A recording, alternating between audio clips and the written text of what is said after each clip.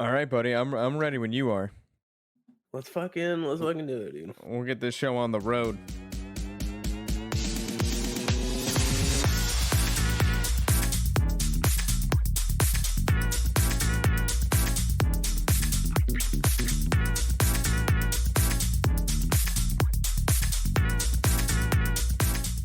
Friends, welcome back, everybody. It's been a while. It's It's been been a a while. since I could talk to my friend Robert and record it. Yeah, I'm sorry, everybody. We took a week off last week. We were gonna record on Wednesday. I saw Avatar in 3D and came home with a brain-splitting headache. I thought I was gonna start bleeding out of my ears. My head hurt so bad. And after that, I Start was just bleeding like, out of your eyeballs. I felt bad. Like, I never want to cancel, but I was like, I can't put two words together. Like, lights hurt me right now. I just couldn't do it. So Now, last was week we had to it? cancel because of James Cameron, really. I was gonna say, is it James Cameron's fault or is it the advent of 3D technology? Yeah.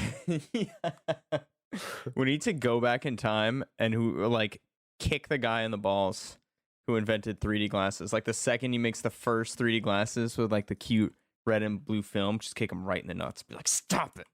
Movies belong in 2D. It changed my mind.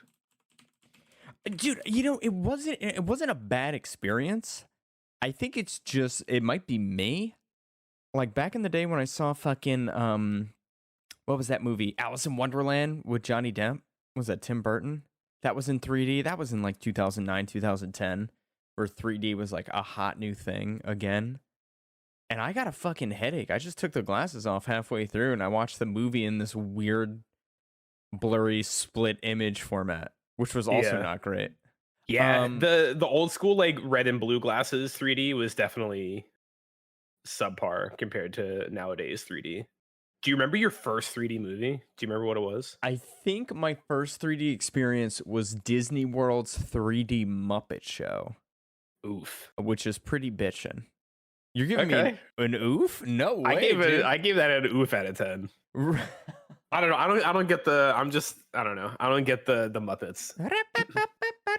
Dude, who doesn't love Muppets, man? You can't not love them. Me, come on, pay attention.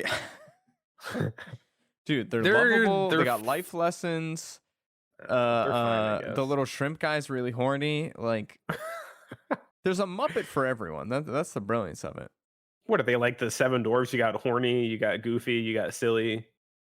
Dude, isn't there Lady Gaga did a show with the Muppets a couple years ago, and I think the shrimp was like really hot for her, and he had her like cracking It's up. Lady Gaga. Yeah, well, you- he plays you like blame the him? passionate like Spanish gentleman, the little shrimp guy. Mm. What's his name? Right. Antonio Banderas. Yeah, he plays Antonio Banderas. So Right. Horny Rizzo, Gonzo, Smoochums, dude. Dr. Teeth and Electric Mayhem. Come on, dude, they got their own band, brother. I hate the name Dr. Teeth. With a Is it fiery Mr. Teeth or passion. Dr. Teeth? I don't know if he finished med school. Did he finish med school? I'm looking it up right Did now. he successfully defend his Dr. Motherfucking Teeth, MD. Damn, dude. Dude, Dr. Teeth, the gynecologist. You think because of Jesus the Christ. name he's a dentist working with teeth? Not at all. Nah. He himself Vaginal has doctor. bitchin' teeth. And one, dude, gold tooth that just brings the swag. He wears a top hat 24/7, 369. Hey He's re- yo. And he's ready to throw down. Good for him. Good for Dr. Teeth. Proud of him. He seems to be the Hate only his name. man in the Muppets universe who could wrangle animal. Who can control him. Get him on the drums and get him to like play a whole set for an hour, No one's ever been able to do that before. When you said wrangle animal, I was like thinking of like this the Steve Irwin capacity, but I eventually understood you meant the Muppet animal. Dr. Teeth spent a lot of time in South America wrestling green anaconda, fighting panthers. He was There the was, only man who could do it. There's a really cool anecdote that I don't know, just talking about Steve Irwin reminded me. Apparently, Steve Irwin was a really big MMA fan. Okay. And back when The Ultimate Fighter was on TV, like the reality show for UFC fighters, Hmm. There was a fighter on there who was like he would help like coach at like an MMA gym back in Australia, and he knew Steve Irwin, and like Steve Irwin would go and like train because like he loved MMA, so like he was always there, just like watching and like training a little bit. Hmm. And it came to a point where he was actively really really really pushing for like a professional MMA fight that he wanted to do, Whoa. and he Okay. almost did it, but it was his like publicist or like his PR team was like talked him out of it. I guess kind of told him it wasn't a good idea Hmm. for his image to be associated with like cage fighting, but he really wanted to, and he was a really big fan of it. And the fighter, his name was Kyle Noak, and he was saying that he had rolled with Steve Irwin like frequently, and it was the general Rolled. Wait, consensus. rolled as in like jujitsu, or rolled like doing Yeah, Molly? Oh, okay. I hope both. That'd be so cool. Was they would do like they would wrestle, they do jiu-jitsu, like just all of the mixed martial arts disciplines.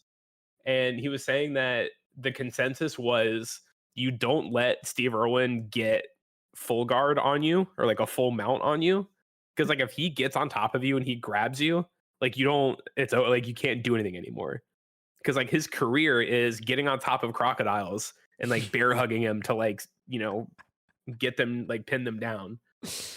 And so that skill transferred over very well to Yeah. wrestling and jiu-jitsu, obviously. And they were saying like his go-to was like he would go for a full mount and just like dominate you from there. And everyone's game plan whenever they wrestled or did jiu-jitsu with him was do not let him on top of you or else the fight is over. Like there is nothing to be done at that point anymore. Dude, Like if he just gets on top, like you tap because he that's just it. grabs Yeah. you. Like He just holds your mouth and shut the whole time. yeah, I'm your fucking I'm your daddy, bitch. And he just gets on top and just it's over. It just smothers you. So I always thought that was really cool. We're like, it makes sense, He gets right? on top of you and just like starts explaining to the audience like your physiology and your habitat and like what you like, what Like you like to your MMA eat. record. Yeah. We've got a male here. Crikey, what a Seems to be beaut. fighter. Really nice. Look at the definition on his arms. Dude, rest in peace. What a guy. I never knew that. What a lad. Yeah, it was really fucking cool. And it's like one of those things where it's like, yeah, that makes perfect sense, but like it's just really cool hearing. Mhm. Just, yeah, a guy who wrestles alligators and crocodiles for a living is like he's going to be a menace when he's on top of you. Yeah. Turns out humans actually not as bad to wrestle. Not as bad. Far less teeth. Death rolls aren't as effective. Mm-hmm. Dude, the full the Steve Irwin full guard. You're so fucked.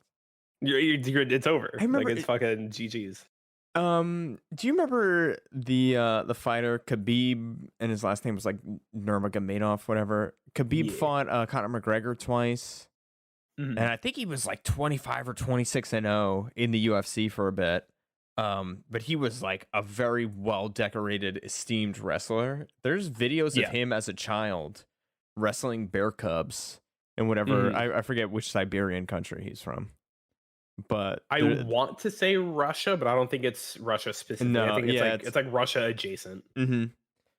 Yeah, there's a video of him at like, I don't know, between the ages of like 8 and 11, just like wrestling a bear cub and actually doing pretty good. Like a sizable bear Russian. cub. Okay. He's from the motherland. Dude, that's what you gotta... some like deep backwood like Russians are pretty crazy. Pretty scary. Yeah, if you've ever been on YouTube, you see some crazy shit. Yeah, they're pretty tough. They'll fuck shit up. Mm-hmm. I really wanted to get this in before we get away from the 3D movie stuff, just because I think it's funny. My first 3D experience was Spy Kids 3D. Oh, I mean that's a good one, right? It was a good one. I remember being good, I think, but that was like red and blue, plastic glasses era 3D movies. That's when 3D was in the name, and that was before like 3D came back with Avatar in 2009. Like that was when stuff was actually like popping out of the screen, right? And like coming at you. Yeah, like, it became more about like depth than it did like, it's gonna make no sense, but like back then it was more like 3D, but like it wasn't as like, they didn't capitalize so much on like the depth of like the image. Mm-hmm. So I feel like nowadays like good 3D movies take advantage of like stuff extending like out of the screen almost, or like just kind of giving more depth like inward toward the screen, versus just kind of like, oh, like it looks like it's popping out a little bit like it was back in the day. And like Yeah, obviously, like 3D movies are gonna like that technology is gonna and the approach using it is gonna differ quite a bit like over the years. But it definitely seems like it's more like subdued now. Like it's more to give like the overall watch experience like a little more like depth, and it's not just like a flat image. yeah, exactly. Like nothing really popped out on the screen for me. There wasn't like stuff Yeah. floating around. When you go to see like a 3D movie, like especially nowadays, you're kind of hoping to experience like some Tony Stark holograms like floating around the Yeah. room. Like you're looking for that 4D experience, but it's just I do that was not remember Avatar. I saw the first Captain America in 3D Oof. because I think it was the only like option available at the time. Like, it was I'll like give I you an want to oof go on see. that. It was an oof. I will say the beginning and end of Captain America is great, but the whole middle of the movie, not so Ye- much. Yeah, that was not my favorite. I think I was falling asleep in that one too. Absolutely, yeah. It's just the problem is like because that is the history of the Captain America character. Like Captain America as a superhero, he was created with the sole purpose of selling war bonds back during the war. Mm-hmm. And so like Captain America is a mascot for the sale of war bonds that people could buy to help finance the war. Yeah. And so like that's why he was created. And so the whole like, dancing around with his I forgot what they're called. Like the Rockets, like it's not the Rockets, but whatever the Yeah. girls are called. Like that whole like the showbiz like The candy America. strippers. Yeah, and like that was like that's literally that is the history of Captain America. And it's like I get it, I appreciate that. Great. But like watching it, like I understand they had to do that, but like damn, sitting through that shit was fucking a snooze It fest. was rough, man. It was very rough. Not Yeah. my favorite. I was like starting to like nod off a little bit. So I was like, all right, like I get it. I think it's because it was so like prolonged. Because it was like they did like several different shows or like several different performances of like them in different countries, like Yeah, doing whatever, like different states. It was too long. It was just Yeah, it's too like, long. oh god, like shit, I get it. It's like that was rough. But I remember there was a scene, I think toward the end, like the big like final fight when they're like storming Red Skull's like Nazi compound or whatever in the mountains. There was a scene where Cap like throws his shield, and it's like the shot was like in front of him, so it looks like he was throwing like the shield like into the camera, like Yeah. towards the audience. And the 3D made me jump. I was like, oh, like really like caught me real quick. Oh, that's Because cool. like it actually did a good job of like it actually like felt like it was coming out of the screen. And like I caught my head like bobbing real quick. It was like, oh, like trying to like dodge it. That's cool. That I was made like, it all oh worth yeah. it. I was like, that was kind of cool. Like it actually got me. I was like, all right, cool. I appreciate that. Kind of But I worth. think That, that's that was in the age when like everything was 3D. Like Avatar brought it back in 2009, and then all of a sudden every single movie was available in 3D, whether or not it was like intended good for 3D it, or right? not. Yeah. Like, didn't they re-release? Was it the Phantom Menace in 3D? Star Wars: The Phantom Menace. I remember I saw that. My buddy Matt and I, we did the worst double feature of all time. It was Ghost Rider, Spirit of Vengeance with fucking Nicolas Cage. We were like the only people in the theater. And we did that, and then we were like, all right, we're gonna go see Phantom Menace in 3D. Like, how much worse could it be? Like, this has to be a step up. And it was like barely, it was like not a step up at all. It was like a lateral move until like Darth Maul shows up and John Williams sets an orchestra on fire with the Duel of Fates. And that's already like 2 hours into that movie. So that was a pretty rough double feature, but we did it. This that reminded me. My my brother sent a meme in our group chat today. And it goes, fuck, let me find it real quick. It goes, he goes, are you telling me? Or he goes, there's no way that whole, oh yeah, ain't no fucking way that whole Siberian Orchestra is trans. And it reminded me of that one where it's like, you're telling me a cis teen built this chapel? Yeah. Oh my gosh, so dumb. It's so good. Dude, it's I so saw- fucking stupid. There's one I had Jumpy's brother cracking up about the other day where it's Orson Welles, and he's sitting at a table with what looks like a bowl of fried rice.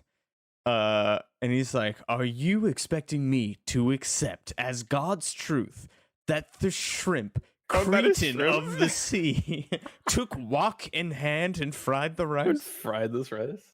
Are you telling me a shrimp fried this rice? Yeah, so dumb, but I love it, It's so good. I hate that shit. dude. But real quick, before we move on from fucking 3D, Avatar: The Way of Water. Look, I wasn't crazy about blue people going into the movie. I think, look, I like Avatar, like I like the world. I don't know. I think I'm bought in for blue people. I don't think the movie was that spectacular. Well, the What? first one wasn't. I like the first one. I don't know. Well, I like the 'cause, like, first one more. Let me say that. Well, the first one is it's like from like a movie technology standpoint, like the amount of like VFX that they were able to like accomplish, and like the advancements they made just in like VFX like tech was like great. That's not to be understated. Like they did a great job with that. Like the movie looks incredible. The VFX, award winning, rightfully so. But like the storyline is basically just Pocahontas all over again. Yeah, And the world, yeah, sure, the world's cool.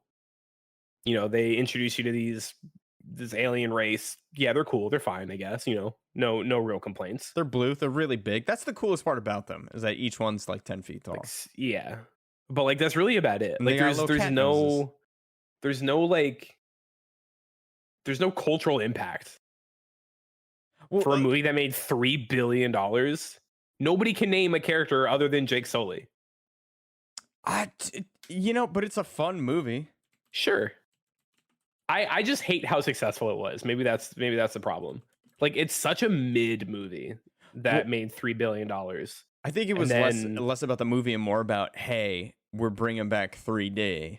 You gotta go see this movie in 3D. Like my grandparents saw it in 3D. They go to the movies once a decade. I don't even think and they I saw it in Avatar 3D. My parents Which saw it is in the 3D. thing. I So, don't know. I just like I hate how much success it's gotten. Yeah, I don't think this one's as good as the first, and also like very little happens until the end. Like I don't know. It's just I thought it was I enjoyed it for sure, but I wasn't like blown away. Yeah, like they're not bad movies. Like I wouldn't sit here and champion that they're just not good movies. Like I'm not saying that, but just like to have the critical success, both monetarily and like review wise, it's just like, really, this is your movie, this is it, this is a Well, movie y'all are paying to quote to the see great a Peter million different times? Griffin in regards to The Godfather, the Avatar kind of insists upon itself. Like it's being marketed as if it's this revolutionary film that you have to see.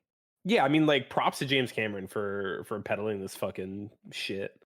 Because like it Like, does a good job. you have to see this. You have to go in theaters.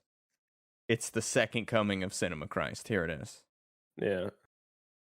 Yeah, I mean, it was good. Like I enjoyed it. It definitely, oh my God, definitely did not need to be 3 hours long. It was a quick 3 hours. Excuse me, quick 3 hours. I think he also said that the next one, it was like the third movie, is like it's currently cut to like 9 hours right now. What? So it's like I don't know if like that's something you want to be like publicly bragging about. Well, no, I mean, no, they can't. 'Cause, Nobody's gonna watch that. Well, no, I don't think it's gonna be like a release. Somebody's but, gonna watch it. I shouldn't say you nobody. edit it- Somebody's gonna watch 9 hours. Yeah, you edited it down to 9 hours as like a cut, as like a rough cut pass. So like you're gonna have to cut 7 hours of content, 6 hours of content out of that, and still come out with like a cohesive sequel. I don't know. I also know nothing about movie making, so that could be totally normal, but They got a lot of know. footage. just So- seems like a lot. Apparently, so this Avatar budget was about $250 million, and the next one as well, $250 million. So they already made their money back. Good for them. They could sit at $1.2 billion earned so far. What's crazy about was it Black Panther Wakanda Forever? Mm-hmm. They were saying that like they basically spent the same amount as the budget for the movie they spent that on marketing. Yeah. And so they're basically saying that Wakanda Forever had to make $1 billion just to break even. Holy crap. Did it? Yeah. I think so. I hope so. Dude, that's not hard to do when tickets are $17. That's also true. They made 823 million. That's a bummer, actually. Wait, what? See, It now deserves more I'm than that. seeing Avatar: The Way of Water costs 460 million, making it the most expensive movie in Hollywood history. Well, I know they filmed stuff for the next ones. Million before more than $100 million so it cost them $500 million to make this movie. Bro, it's the most predictable movie I've ever seen. Yeah, maybe they shot both back to back, like Infinity War Endgame style. Maybe. Because this is also telling me 250 million. Yeah, so I'm on dextro.com. I don't know how reliable a source this is, but I'll cite my sources here. Mr. Dextro. I'll say this. Here's a little salt speech for you. This is the most predictable movie of all time. You could watch the opening scene and you know everything that's going to happen. Every choice, every character is going to make. I feel like that's more or less the same with the first one. I think the only thing that like I probably wouldn't have guessed is Jake becoming a Blue Man Group member. Like transferring his consciousness. I see you. But that was about it. But yeah, other than that, it's basically just Pocahontas. Yep. I don't know. I like the blue people. They're cool. I mean, blue people, fine. The dragons they ride, okay. Humanity is shit. Cool. And you got the movie. Yeah. I almost... Oh, go ahead. I was just going to say, towards the ending, when blue people start popping off, and they start making choices and fighting. They start girl bossing. They start girl bossing hard. That scene was dope. That's where I was like, all right, this is what I've been sitting here for. I love that for them. I was mere minutes away from going to go see The Menu in theaters. The Monday was the 26th, the Monday after Christmas. Mm-hmm. Because I had that Monday off. I was like, yo, I'm gonna go to the movies. Get me a fucking hot pretzel with some queso and beer mustard. Oh yeah. Some beer, Mm-hmm. And it was already out of theaters. It's like, well, really? Fuck me, I guess. Yeah. They still had Wakanda Forever in theaters when I was there. It's still in theaters right now. That movie came out months ago. Well, yeah, but I mean, that makes it's it's a Marvel movie. Those stay in for a while. I guess so. Hey, good. But yeah, I was bummed, and then like, oh, never mind. Let's do it for movie night. I'm so accustomed to like movies are in theaters for like a month, and then on Disney Plus like 2 weeks later. Yeah. You know what I mean? Speaking of which, Wakanda Forever comes out February something. I wouldn't mind watching February 3rd. Is that what I remember hearing? Mm-hmm. Let me see. I'm kind of first. I don't know, man. I think I'm kind of burnt out on superheroes. Like I do want to see Ant-Man, just because they've got Kang played by. I never thought I'd see the day. I like that actor, Jonathan Majors. Yeah, he's gonna do a good job. Yeah. Do you see how fucking yoked he got for that role? Yeah, dude, we talked about this. Was it the first podcast? Probably. Dude, and he's in Creed 3, right? I think he plays the antagonist in Creed 3. I would not want to box him. Let me just get that out of the way.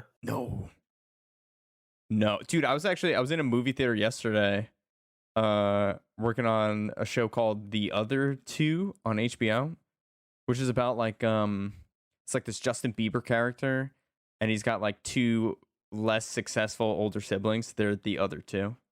Mm-hmm. It's been going on for a couple seasons. Pretty good, fun to work on. But yeah, it looks like Jonathan Majors is who Creed has to fight in the next movie. He's fucking massive, dude. But they had this giant poster of Michael B. Jordan in the theater yesterday. I was like, man, I never want to fuck with you. Dude, he's fucking tough as shit. He's big, yeah. Dude, I also saw. What was also. Sorry, go ahead. I was gonna say what's also cool is I remember when we were talking about Black Panther, one of the things I was that I was like mentioning that I thought I had picked up on was Shuri's spoiler alert, by the way. Shuri's Black Panther suit had a lot of like gold or like that like yellow and built into her suit. Mm-hmm. And I don't remember if it was Ryan Coogler or like somebody else that worked on the movie confirmed that that was like intentional. So like that was like her suit had the Killmonger like yellow like gold in it because of like the influence that he had on her, because like that was who she saw instead of their ancestors. Yeah.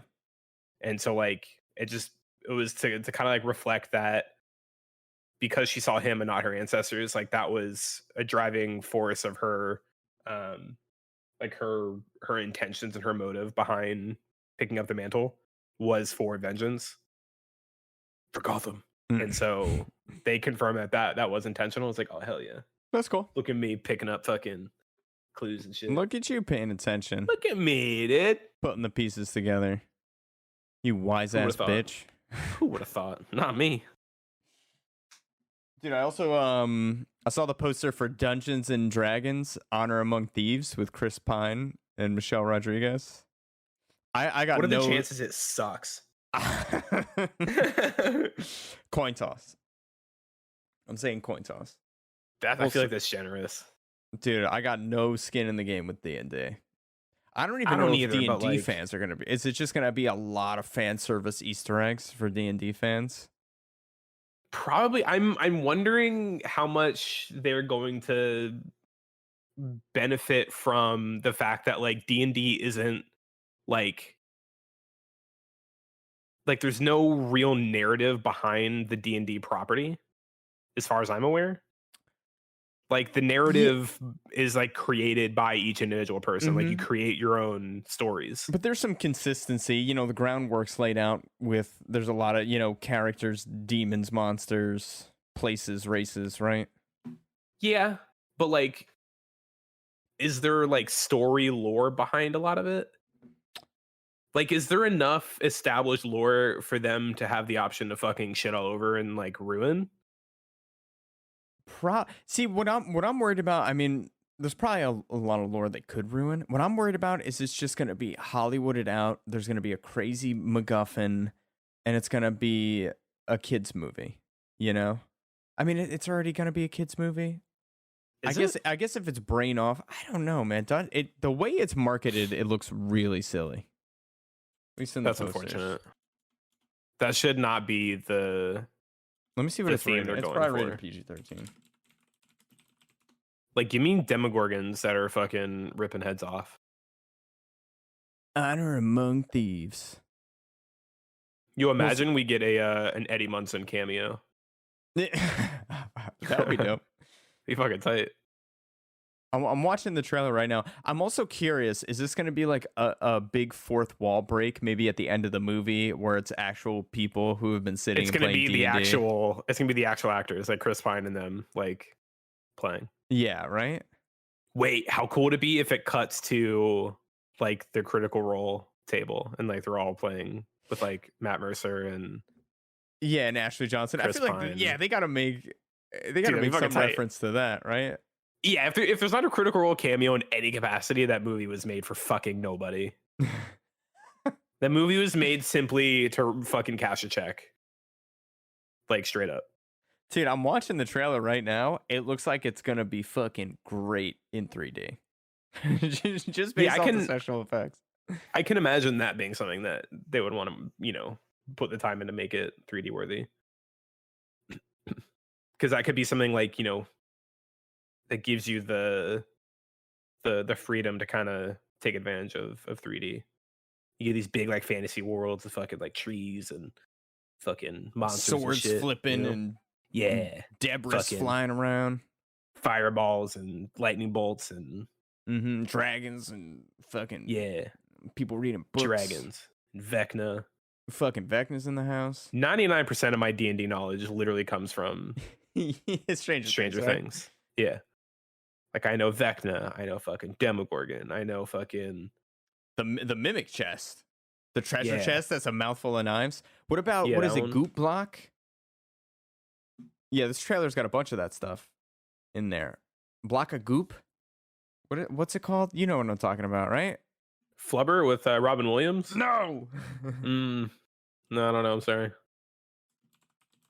Dude, the No. Dungeons and Dragons gelatinous cube. Thank you, dndbeyond.com. Gelatinous cube. It's a cube of goop that holds somebody and pretty much suffocates them. But it's like a big ass. It's a big ass cube. Looks like it's made of simple syrup, and there's usually like a skeleton floating in it. That Gelatinous sounds cube. delicious, Right? That sounds like an easy like Halloween snack. Just dive right in, start chugging. Yeah, like like the little like candy, like the candy bones. Yeah. It's like that like chalky sweet candy, but like on Halloween, like they're meant to look like little skeleton bones. I do like candy bones. Yeah. Get like a Jello mold, put some candy bones in there. Boom, gelatinous cube. It's actually a great D&D fucking idea. themed Halloween party snack. Oh, I love that. You're welcome, kids. I'm gonna steal that idea. Yeah, dude, Halloween's gonna be lit next year. Dude, I'm Gelatinous still so cubes. jealous of that Harry Potter party that you went to. Wasn't that epic? Yeah. Oh my god, my friends Will and Maggie did Diagon's Alley, and they got those. I've seen these on Instagram as like a targeted ad. They're like the billowy clouds with LED light strips throughout, so you could do like a lightning effect. Yeah, and they had that coming out of the TV, and they did so much stuff. Yeah, it was a cool party. And then they had all the Harry Potter movies. Before you had ever seen a Harry Potter movie. I mean, I had seen 2 of them, 20 years ago. 20 years ago, yeah. But I played along, man. I had shirt, tie, I bought a cloak, and I blended right in.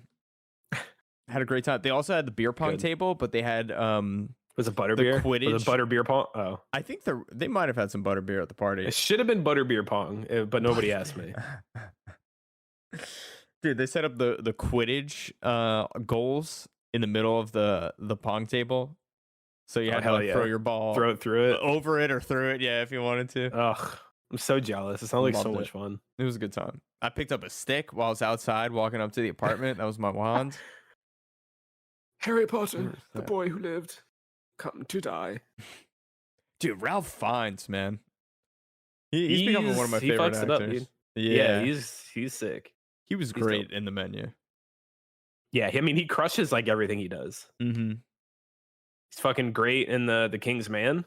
Oh, I love that movie. He did so good. He's got like a subtlety. I feel like he doesn't overact it. No, which I really appreciate. I don't think I've ever seen him like phone it in. Like he runs a tight ship. The Grand Budapest Hotel. Oh God, I love that movie. So good. We got to do a Wes Anderson month. Oh, I'd be so down 2 months. for that. I would love to do that. Yeah, I didn't see what was his most recent movie? Fuck, what was it called? I've never seen the Darjeeling Limited. The French Dispatch, I think it was. The French Dispatch. I didn't see that. It came out in 2021. I actually didn't see that one either. Grand Budapest Hotel. That was fucking fantastic. I'd be down for that. Yeah, it was Royal Tenenbaums. I loved. Fantastic Mr. Fox. Isle of Dogs. I didn't know the Royal Tenenbaums was a Wes Anderson movie. Oh man, I love that movie. It's so funny. My friend Adrian is the guy in the car. There's like this flashback of with Gwyneth Paltrow as like a young girl, and she's rebellious, and she's like hooking up with a guy with a mohawk in the back of a car. It's my buddy Adrian. Oh hell yeah! And I don't think it was Gwyneth Paltrow. I think she had a body double too. But he's in that movie. Couldn't even kiss your boy. That's fucked up. Fantastic Mr. Fox was one of my favorite movies for a long time. That's a stop motion one. It just it just resonated with me. It's so simple, like the little animal family, like human animals, and stop motion always prey to those 3 farmers. Yeah, it always like stop motion always weirded me out when I was little. So I was like, I never was able to like appreciate stop motion. Not a big Gumby fan. No, I wasn't really. No, not really. I'm sorry to hear that. It's just like I don't know what it is about it. It just feels like weird. I don't know. Dude, I think I just appreciate it so much because so much work has to go into it. So much art. Oh, absolutely. Yeah. Like I don't not recognize that because like yeah, that's just crazy. Like claymation and like just stop motion in general is like yeah, it's just crazy. I just love that all those little people, all those little pieces like are real, you know? Yeah. It's all there. I I don't know. also definitely do appreciate practical stuff. Me too, man. It's one of the things I always found so charming about the original Star Wars movies. Practical effects, practical creatures that look so like glossy and wet and have all these like little moving parts. Yeah. You know, some guy in there sweating his fucking balls off, trying to just make it all run. Doing the best he can. I know you and Christopher Nolan have a very contentious relationship, but I really do respect his uh his love for the practical. Mm-hmm. Yeah, didn't they? How many tons of TNT did they blow up It to was like recreate the 12. nuclear It was either 12 explosion? tons or like 12,000 tons. I don't remember if it I was think it actually 12 was kilotons. I don't 12,000. It know. was a lot. Yeah. Um, Let's see. Dude, the AMC where I was yesterday had this massive Oppenheimer sign, I with can't this wait to see it. massive digital countdown, counting down months, days, minutes, seconds until the movie. It looked pretty dope. They use the equivalent of 68 tons of TNT. Okay. For comparison, the Moab, the mother of all bombs, which is like I think it's our most powerful, the US's most powerful conventional ordnance bomb, um, is equivalent to 11 tons of TNT. Whoa. And he blew up 68 tons of TNT. Holy shit. Damn. What's really funny during the Manhattan Project, I think it was Oppenheimer. It might have been somebody else to propose the question, but I think it was Oppenheimer.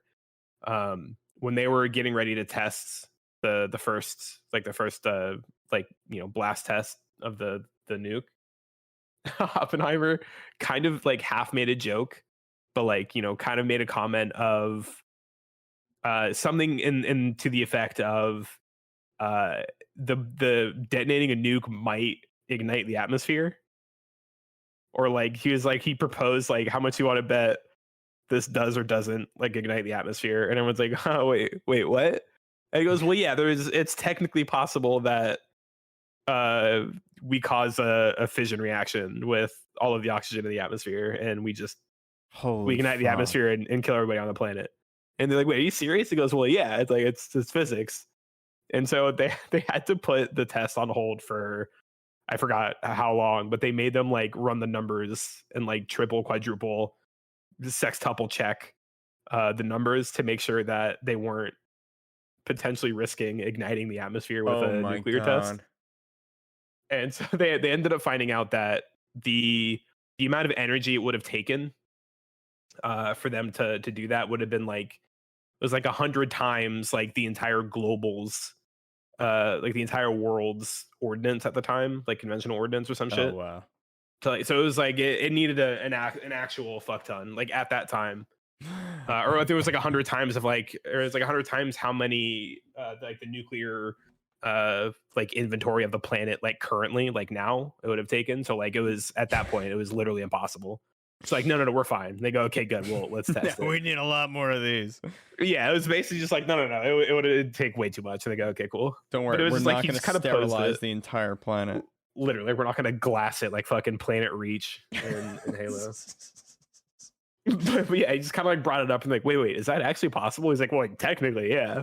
I'm glad they Oh, we checked. need to make sure that doesn't actually happen. And yeah, so they ran like it was like a safety audit essentially, and so they had to crunch the numbers a lot to make sure that it was like for sure not a possibility. Well, dude, I'm glad they checked. Because otherwise, you and I would not be here That'd be unfortunate. chit chatting about nukes. And Yeah. Christopher Nolan, dude, I'm looking forward to the movie. Like, I like Christopher Oh Nolan. my I god, mean, I'm how could you fucking not like hyped. Christopher Nolan? He makes good fucking movies. Just not Tenet. Tenet was a little too much for me. I don't know. Like, I loved Inception. I absolutely loved Oh, it was Inception. phenomenal. Tenet, I couldn't get into it, man. I just remember like when when the credits, like when the fucking credits hit for Tenet, like you just unmuted and you're like, Christopher Nolan's a fucking hack. It's just like he's got this concept like everything will go in reverse. And like it, if you, I don't know. I respect the ambition, but like it just I feel like it didn't need to be as complicated as well. Like it felt like it was complicated just for the sake of being complicated. Like it didn't have any thematic purpose to be that fucking complicated. You For know? sure. Yeah, I'm trying my best to articulate my disdain for this fucking movie. It's just like you created these laws and now like I can't buy into it. It's just so silly. I mean, there's a really great car chase in the movie. Yeah. I don't know. I will say the logic was kind of lost on me, and then all of the tension yeah. goes out the window with that. But I really do appreciate that as far as time travel goes, like I guess you can call it time travel. Like it's technically is, but it kind of wasn't at the same time. Like I feel like they did time travel like really well. Unlike was it like Looper did time travel horribly terrible? Like you remember not Looper, yeah, Looper, right? Where they go back in time to fucking kill, like they send assassins back in time to kill people because like they have like time travel in the future with Bruce Willis Is and that Looper? Yeah, I guess so. yeah. And so there's like a scene where Bruce Willis plays an old Joseph Gordon-Levitt or vice Mm-hmm. versa, and they send somebody like back in time to, or no, they send himself like so they need to, so in order to like close your loop, Mm-hmm. because like you work like these loopers like work for like the mafia or whatever, and so to close your loop they send you back in time to kill like you, and so they send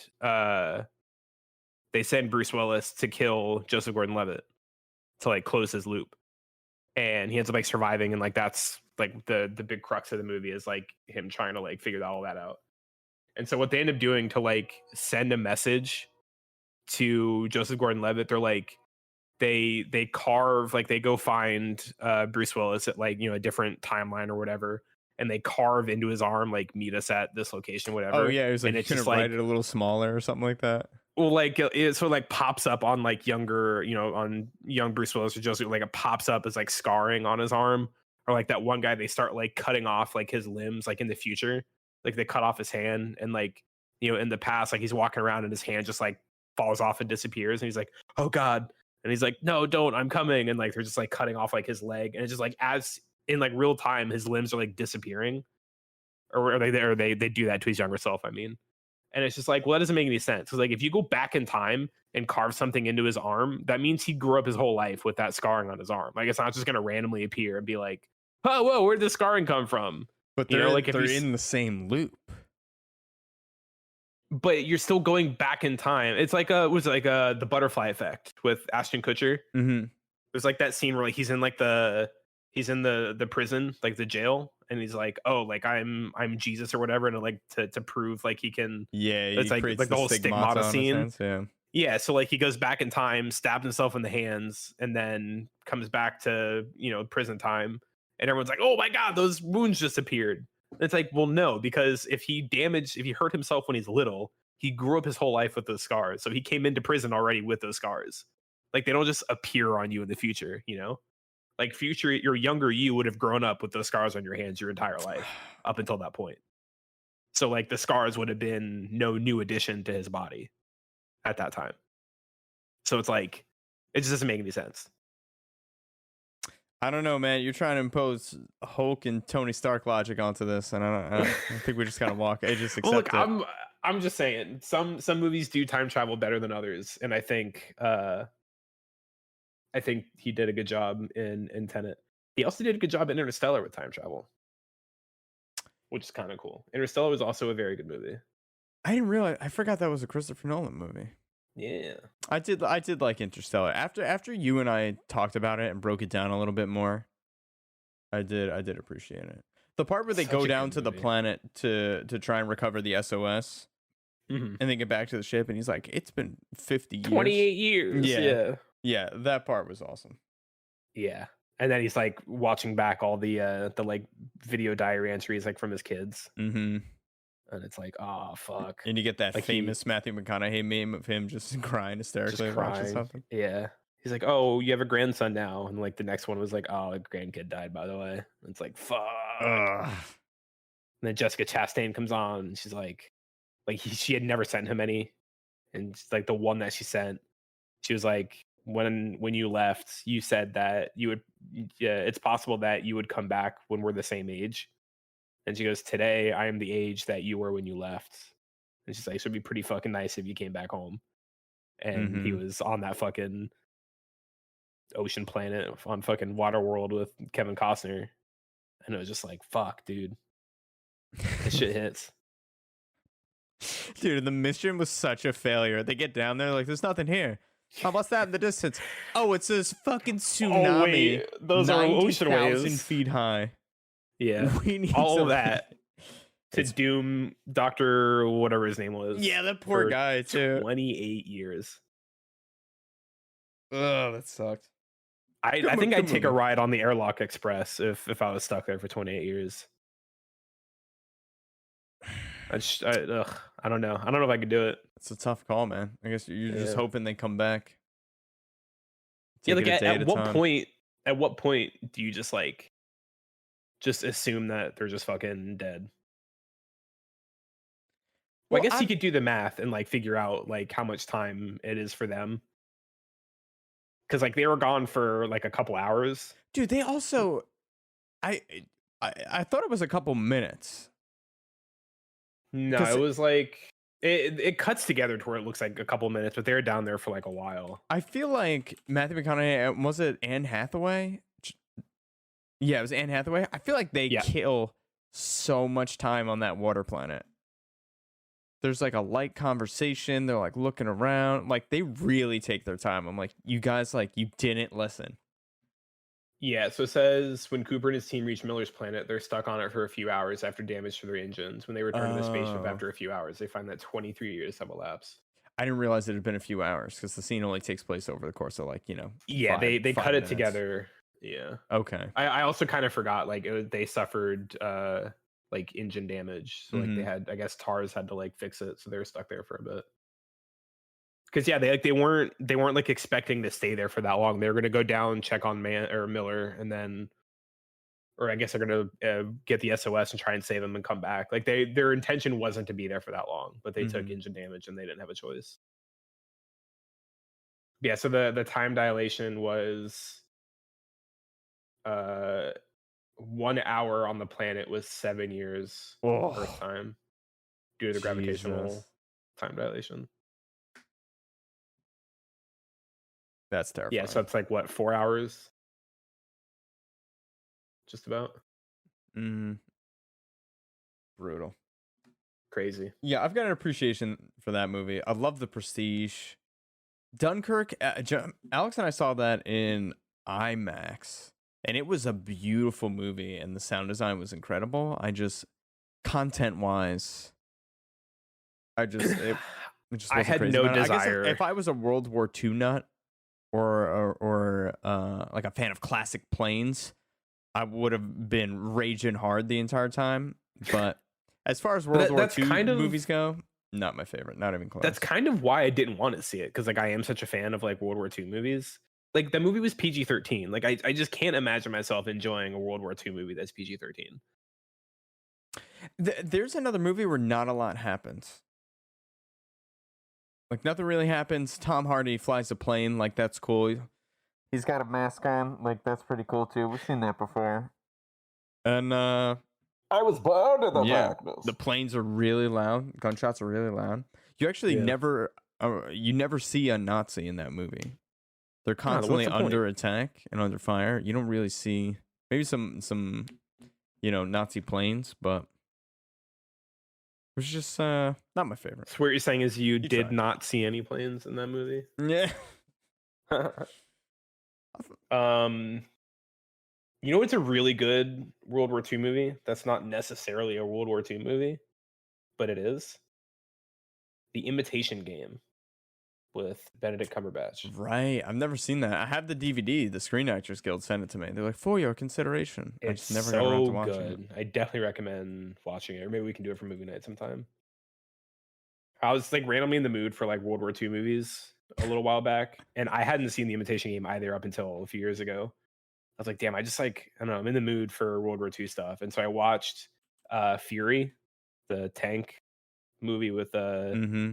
Shia LaBeouf, Brad Pitt, all them. Yep. I watched that, and then I watched The Imitation Game. Fury is so fucking good. Like that shit has you. I gotta watch that. It's Hype. got a great cast. You got John Bernthal. You haven't seen that one either? Logan Lerman. No. Oh, We gotta do it's so World War good. II month. Dude, I'm so fucking down. I'm so fucking down. Shit. 'Cause Okay. I still need to see 1917, even though that's World War One. Yeah. Maybe we can do a World War good month. movie. World War WWM. Yeah, I feel like if we Okay. do a World War month, we have to do Saving Private Ryan. Like I I haven't don't seen think that in a long time. I don't I'd be think we down. can. We're allowed to watch. We can't theme a World War movie month without Saving Private Ryan. Yeah, that'll be the first one we do. So we can do that. We'll do 1917. We'll do Fury, and then maybe Imitation Game, unless there's another good World War movie. You know what's a sleeper World War II movie?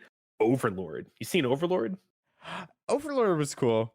Overlord was so fun, dude. Nazis making like mech zombies. Yeah, they're like fucking. It's like like Nazi zombies. You know, like it's a World War II movie. The Nazis are experimenting and trying to make like zombie soldiers, and you know, like the movie follows like this one platoon or whatever, and they're working their way through like Nazi Germany, and they come across their like lab where they're like making zombies, and so it goes from like a proper World War II movie into like zombies. It's so good. Such a good movie. It flew under way too many people's radar, and I watched it specifically because it has the actor from Agents of Shield who plays my favorite character. Okay. He was in this, and I'm like, oh, I'm in. Like I'm gonna watch anything he's in. Like I'm all there. It was fucking good. It was a good movie. I liked it a lot. All right. Yeah, I The thought it was cool. Yeah, it was Cool fun. movie. Like it's not like not gonna win any awards, but like, damn, if you love World War II and you love zombies, if you ever played any bit of Nazi zombies in Call of Duty, you'll fucking love. Dude, what Overlord. about Dead Snow? You ever seen Dead Snow? Also With Nazi fantastic. zombies? So good, Dude, we were talking about this the other night. Maybe we gotta put that on the list too. dude. It's so good. We'll do a Nazi month. I'm kidding. And then last night we'll just listen to The Kanye Nuremberg West. trials. Yeah. Oh yeah, we're that. We'll listen to Kanye's new album Yeah. to close out Nazi month. We'll sit there in silence and just think about what we've done. Think No, about what he's we're doing. not gonna do that. We're not gonna JK. give him any plays on Spotify. Yeah. No, we're doing a World War II month where all the Nazis get killed. Dude, And every there's time victory. we gotta do some Inglorious Bastards. Oh my god, yeah, dude. I think I that's want my my scalps. favorite World War II movie. You make that deal, I make that deal. It's a good one. But I think Saving Private Ryan will always be like my favorite. I think for sure. I don't know. Inglorious Bastards, man. That's one of my favorite. That movie's so fucking hilarious too. It's so like stressful. Like Tarantino has a way with just making you feel so fucking stressed out. Mm-hmm. Like the fucking the bar scene. With, Yeah, what's the his Mexican name? standoff. With Magneto. Yeah, like that whole scene, like and then like was it toward the end? Where they go to the theater and they all have to speak Italian. Gorlami. Buongiorno. We Yeah, speak it's the so least good. most Italian, so keep your fucking mouth shut. It'll be fine. Dude, fucking every time I rewatch Saving Private Gorlami. Ryan, I always forget how stacked that cast is. Dude, I You haven't got seen that Tom movie in a Hanks. long time. Matt Damon, Vin Diesel, Jeremy Davies, Bryan Cranston, Nathan Fillion, Ted Danson, Paul Giamatti. Who else? Shit, yeah, that's a pretty stacked cast. Like, there's just so many. Matt Dillon. Remember that guy? No. But yeah, just like every time I watch it, I'm just like, oh shit, he's in this. Oh shit, he's in this. That's Vin Diesel. What the fuck? But yeah, it always like blows Is it me Vin away. Diesel with hair? Or Vin Diesel like freshly bald? Maybe. That was right on That's the back edge. in the 90s. Yeah, he had hair in that Street Sharks commercial in the 90s, right? Yeah. I don't remember. He plays the not the sniper, but he's the guy that gets he's one that gets shot by the sniper up in the rubble. Yeah. And they like use him to bait out the Yep. shot through the scope, like that whole thing. He has some hair. It's like a very close like buzz. He's got that military cut, little crew cut. Yeah. So he's got some hair. Not Street Sharks hair, but he's got some hair. There's when that movie came out in theaters the first time, like, you know, back in the night, was at 98 or whatever. The VA set up a hotline for veterans to call, because the movie starts on the beach scene when they're storming Normandy. Mm-hmm. And like it was so just like visceral and like accurate that it was causing like PTSD triggers of like veterans. Jeez. And so like veterans were like walking out, like they couldn't like sit through that. And so the VA set up like a hotline for them to call for like, you know, like therapy hotline basically, for them to call and be like, fuck. It's nice for the VA like to offer veterans something. Yeah, right. Fucking imagine. Damn, Yeah, I didn't realize. Yeah, I would how, like to accurate rewatch it's that done. movie. Oh, it's so fucking good. All right, cool. We'll do a World War II month. And what was the other month we got to do? Um, We'll do after watching the menu, we were like, oh, maybe we do a restaurant month or like a food movie month. But I'd rather do a World War II month. I would also rather do a World War II month. Yeah. There's so many good World War II movies, dude. You know what's also really fucking good? It's not a movie, but fucking goddamn Band of Brothers. Yep. Yeah, that was a big deal back in the day. So fucking good. There's like the way they kind of like interweave like the episode, and then like it cuts to them interviewing like the actual like soldiers that it was based on. Mm-hmm. And there was I forgot what rank he was, but his name was Dick Winters. I think he was like I don't remember what rank he was, but there was like one particular like really heavy episode involving him, and it like cuts to, you know, he's like in his like 80s, and he's like old, and they're like talking to him, and he talks about how his grandson asked him if he was a hero, and he said no, but I served with a company of them. And he gets all like choked up, and you're like, oh fuck. And then it fades, and it was like in memory of Dick Winters, like he had passed, I think, before the show came out. I was like, no, man. And it just like fucking gets you right in the fucking in the feels. But like, god damn, that show is so good. And I can't not see fucking Ross from Friends. And he plays such a piece of shit in that show. It's like, great, I already hated him before. Yeah. I'll keep hating him with this too. David Schwimmer. Fucking dickhead. Yeah, he plays such an asshole in that fucking show. I've only seen the first episode. Oof. That one's good. That one's heavy, and it's, I think, like, what is like 7 or 10 episodes, something like that.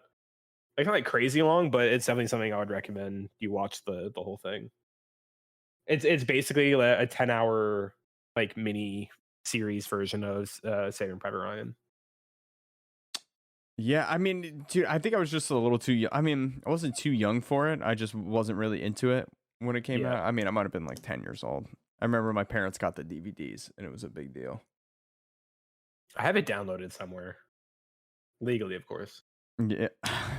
I know, it's another thing where I tell people I haven't seen it, and they're like, "Oh, what? Really?" It's definitely one of those like you have to see it. So right now we're watching one movie a week. I feel like personally, I need to start watching a second movie every week just to like catch up on all the shit that I need to see. I mean, we can do like classic Saturdays.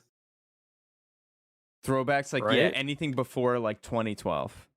Just like any like, just a movie that like you have to have seen. Yeah. Like I would classify John Wick as like, it's not a classic because of how long it's been out, but like it's, when we're talking about like just classic action or like revenge movies, like John Wick is absolutely up there. Like for sure. Like Without a instead doubt. of like classics, it has to be like staples. Yeah, Like Staple staple Saturday. Yeah. We'll get Dude. printer paper, we'll get like a 6-pack of Sharpies, dude. Just make retro posters for our movies. We'll Dude, Band of overpay for an Brothers- office chair. I also didn't realize the cast for Band of Brothers. That one's also fucking thick. You got Damian Lewis, Ron Livingston, Michael Fassbender, Michael Cudlitz. That's Abraham from The Walking Dead, for those not paying attention. Oh shit. Donnie Wahlberg. Wow. I think Tom Hanks, I think he EP'd. He's on here, but I don't think he's actually in the show. Okay. Neil McDonough. McDonough? I don't know if you pronounce the GH. David fucking Schwimmer. Tom Hardy. I didn't know Tom Hardy was in that. Shit. Okay. Who else we got? Matthew Leach. Yeah. James McAvoy. Also didn't know. Simon Pegg. Jimmy Fallon. Lieutenant George C. Rice. I forgot he was in that. Tom Hanks' brother Colin Hanks. Shit. Wait, isn't that his son? Is it? Yeah. He looks too young or too old. Dude, you know what movie I guess he really is, want to see? yeah. I don't know why Yeah, it he's his popped into son. my head yesterday, but I was like, I need to see Ex Machina. I've never seen that with Oscar Isaac and Oh, Alicia with the Vikander android. plays the android. Yeah. Yeah, I saw it exactly once, and I remember being fine. It was okay. I thought it was supposed to be really good. What movie am I thinking of? I don't know. 2014 I mean, you're probably thinking had of the right some- movie. I don't know. 2014 had some good fucking movies. It wasn't one of those movies that like blew me away. Like I enjoyed it. I had a good time, but it wasn't crazy. I don't know why. It's been bothering me for the last 8 years that I haven't seen it. I mean, I would definitely recommend. I need to watching watch it so I could just move on with my life, you know? Got to get over that hurdle. It's a movie. I don't know if I'd classify it as like a must see. Dude, I I've wouldn't had call it a so many staple. people once again scold me because I hadn't fucking seen it. Really? Yeah. That seems weird. All right. That seems like a weird hill to die on. Good. Oh, I feel less bad about it now. Yeah, I wouldn't feel bad about that. I'm saying, dude, movie shaming is a big problem in this day and age. And like, not enough people talk about it. Show shaming. I'm sick of it, I dude. feel I spent like- too much time playing Overwatch. Like, I get it. I feel like movie shaming is more acceptable. Show shaming, I feel like, isn't as acceptable, just because like shows are such a much longer investment than a movie. I know. Like a movie, you just need 2 hours and like $10 to set aside. But like a show, It's fuck. a lot, dude. Dude, I just watched 4 seasons of Yellowstone. Each season's 10 like full hour episodes. It's a lot of show, dude. It's a lot of show. Lot of show. Yeah, you're talking what, fucking 600 minutes per season? That's a lot of time. That's a lot of minutes. It's a lot of time to watch Casey Dutton and Monica make love in a shower in a field somewhere. In a field somewhere.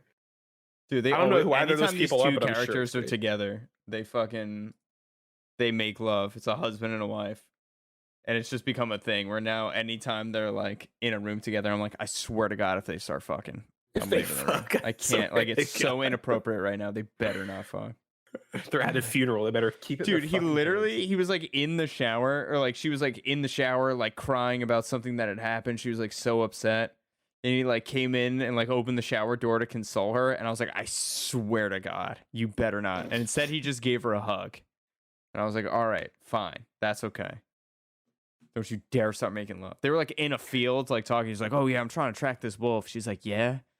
Yeah. And then they start like making out, like Yeah. rolling. I'm like, Jesus Christ, guys. My God.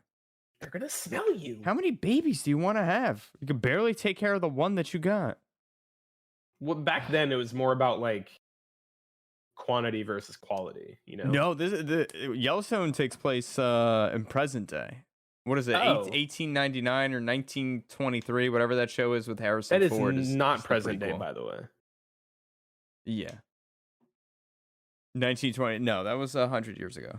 100 years ago. Literally 100 fucking years ago. Speaking of 100 years ago, the last time we had this much trouble electing a Speaker of the House, 100 years ago. Well, hey, fucking McCarthy got his wish. It took him 4 days and 15 votes. You got it. There you go.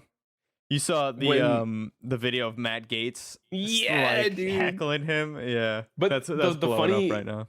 The funny part is that was on vote 14, and Matt Gaetz was the last Republican vote he needed. And when they called on him, he voted present. And everyone fucking lost their shit. Yeah. Like, are you fucking kidding? You've been here for 4 days, all day for 4 days, and you're the last person we needed. You say fucking present, you rat bitch. And they were so fucking mad at him. It was fantastic. Yeah, he's trolling. Hey, good for him though. Yeah, whatever. I mean, I don't. I don't want to say good for him, but like, damn, if that shit's not funny to watch them just like bungle this like a bunch of fucking morons. But like at the same time, the Speaker of the House is the one who swears in all of the incoming congressmen or Congress people. So for those 4 days, we had 0 House of Representatives. That's so fucking crazy. Yeah, It's shameful, honestly. Yeah, It's it's the shameful. crazy MAGA faction within the GOP. It was kind of like a stalemate. So like they don't want McCarthy to be speaker, and so they vowed to not vote for him. And then the rest of the GOP said they're not going to put up anybody else for a vote, and they're not going to cave. And so we end up with 15 attempts at getting him in.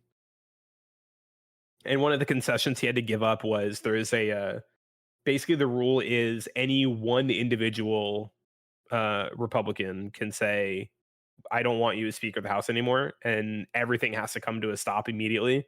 And the whole chamber has to vote on a new speaker. And so that was one of the concessions he had to make in order for them to vote for him. Yeah, I saw Colbert was ripping him apart. He's like, you can fire me anytime you want. Literally, yeah. Anytime you It only want. takes one of you to be upset, and you can basically vote to have me have to step down or not. Yeah, well, I'm glad they get to now move on and do their fucking jobs. And by do their fucking jobs, investigate Hunter Biden for the next 2 years. Yeah. So I'm sure that'll be fun to watch. Dude, I don't even know what Hunter Biden did. Nothing. He's got a private citizen who is a recovering drug addict, but apparently he's the controller of some shadow cabal run by the Democrats. I don't even. So fucking they know would at have this you point. believe. Yeah. I don't know why he's so vehemently hated, but Because he's a Biden. yeah, I don't know. He had overseas deals or something like that. But people illegitimize Biden, and I don't know. I'm not trying to get into like you should accept Biden or you should support Biden. Like that's not at all what I'm saying. But people like discredit Biden's like presidency and administration based off of what Hunter Biden may or may not have done. Like that doesn't Right. make any fucking sense. Like he's a private citizen that has no bearing on actions of the government. Yeah, And they like wanna- the they wanna president lose didn't him make on- these deals. His son did. His son's a grown man in his 40s. Like they're two different fucking people. I I don't mean, know. it's And not people, like, but people are obsessed with it. Obsessed with it. well, yeah, because they don't the fucking the crazies, they have no interest in the government working as a government, and they want to attack everyone they don't like. Mm-hmm. I think it was 10 separate Democratic representatives in New Mexico, in Albuquerque. 10 of them had, I think it was either their homes or their offices, I forgot what it said, shot up over the past, like, not too long. But it's like people are going out and shooting at like their homes and offices and shit. And it's Why? like, What's the logic behind that? the fucking Democrats are evil? Just like that bullshit. Like nothing that you haven't heard before. It's just them acting on all this bullshit that keeps getting peddled It's by yeah. Dude, you know what I really want to watch? That new Andrew Callahan documentary Oh my god. on Is it HBO Max. This Place Rules or whatever it's This called? Place Rules. Yeah, it's all about QAnon conspiracy theories. I cringe just like even thinking about it. Like his content already makes me cringe. And like that's the point. Like I get like, you know, he dresses up like a fucking like TV reporter from like the 70s. You know, like it's just like the whole shtick, and it's just like it's so uncomfortable. It makes me cringe. Yeah, so hard. everyone listening at home, you got to get on YouTube and check out Channel 5 News. This guy, he's about our age, goes out into just crazy places like the Satan Festival or like Daytona Beach, Miami Spring Break. Like he just goes all over the place and just lets people speak. And some of the crazy fucking shit that he's able to record is mind-blowing. Mind-blowing. And now he's got a new It's documentary on HBO Max. You gotta check it out. I've been There was a watching him for clip. years. I'm so happy for him because he's doing really well. Did you see that clip where he was in like a diner talking to some dude, and he like Oh holds my up a God, picture? yeah. It's like a picture of like Hillary Clinton, and he goes, Pedophile. Is this a pedophile? Yeah, pedophile. And then he like shows a picture of like him or whatever. And he goes, or he's like, I'm so glad you mentioned that. And he pulls up his fucking arrest record from, however many years back of him being convicted of like molesting a child. Mm-hmm. And he goes, so you're a pedophile. And the guy was like, well, I was wrongly convicted. It's like, oh, right. Yeah. No pedophile has ever been rightfully convicted, apparently. And it's just like the cognitive dissonance and the mental gymnastics that people like that are just so proficient in is just like, it's fucking crazy. Mm-hmm. Absolute craziness. And that's their entire life. Like they don't exist anywhere outside of those ideals. No, not at all. Like It's like you can't get a hobby. You can't like also do this. You can't hold a full-time job. It's their job. It's their hobby. It's such a shitty hobby, right? Hating someone for real for something that doesn't have concrete evidence. I don't know. Like I fucking hate David Schwimmer, but like it's not my it's like, not your hobby. Identity. Right. Like I'll watch Band of Brothers and be like, ugh, whenever he comes on screen, but like that's about it, you know? Yeah. Like I fucking hate Rian Johnson's Star Wars The Last Jedi, but I only bring that up like once a week. You know, I'm a person outside of that. And honestly, that's the right take to have. Especially being a fan of Star Wars that he keeps shitting on. Mm-hmm. It's So, okay to hate. You just, you got to do it once in a while. It can't be like, every minute of every day. It's exhausting. Yeah, like let it be like a weekend hobby. Mhm. Don't let it be like your everything. Everything you're going to talk about. Yeah. Yeah. But hey, some people are just they're too in it. I don't know. They think they're going to they're change too the in it. world. Hey, you know what? Best of luck. Yo, speaking of Christmas, when are we playing Risk of Rain 2 on your new Christmas on my Valve new Steam Deck? Steam Deck. Dude, you want to talk about my identity? Steam Deck. Steam Deck. I am the Steam Deck. Dude, This is the sexiest machine I've ever. You hear this? I'm unzipping the case right now. Can you hear it? Oh, I can hear it. Oh my god! Can you smell it? It smells I like fucking wish I could. Tell me what it smells like. freshly. It smells like Gabe Newell's office. Like it's got Ooh, a I don't a know. must to it. I That's don't not know bad. if I want to smell that. It smells like, oh wow. It smells brand new. You know, it's still got that fresh like tech smell. Ooh, that new tech smell, that Plasticky, small hint yeah. of like ozone. It honestly Yeah. smells a little bit like burnt plastic because this thing gets Yeah. fucking hot, dude. It's That's what I've running at heard. like 80 degrees Celsius. You gotta just like glue like a heat sink onto the back of it. I saw some people on the subreddit do that. They literally made a custom heatsink that they keep clamped to it, and they were actually able to lower the temperature by 20 degrees Celsius. Wow. But it's a sexy device, man. I'm pretty impressed. I was able to play Elden Ring high settings at 40 frames per second. I've got my whole Steam library pretty much ready to go. There were there's very few games that you can't play. Like some games, they'll give you a little warning. A lot of the games that I wanted to play that had the warning, it was like text may be small, or you may need Steam's keyboard to type stuff in. I'm like, all right, well, Yeah, that's fine. that's fine. Yeah, I could do with that. What were the problem games? Are they like the really like resource intensive like type games or what? I couldn't tell you at the moment, dude. I was able to play The Forest, and I was getting between 40 and 60 frames per second. It's fucking better than it runs on my computer with a fucking 3080. I was blown away, dude. I couldn't believe how well the game was running. I really hope the Sons of the Forest runs better. Like I really hope they give that better optimization.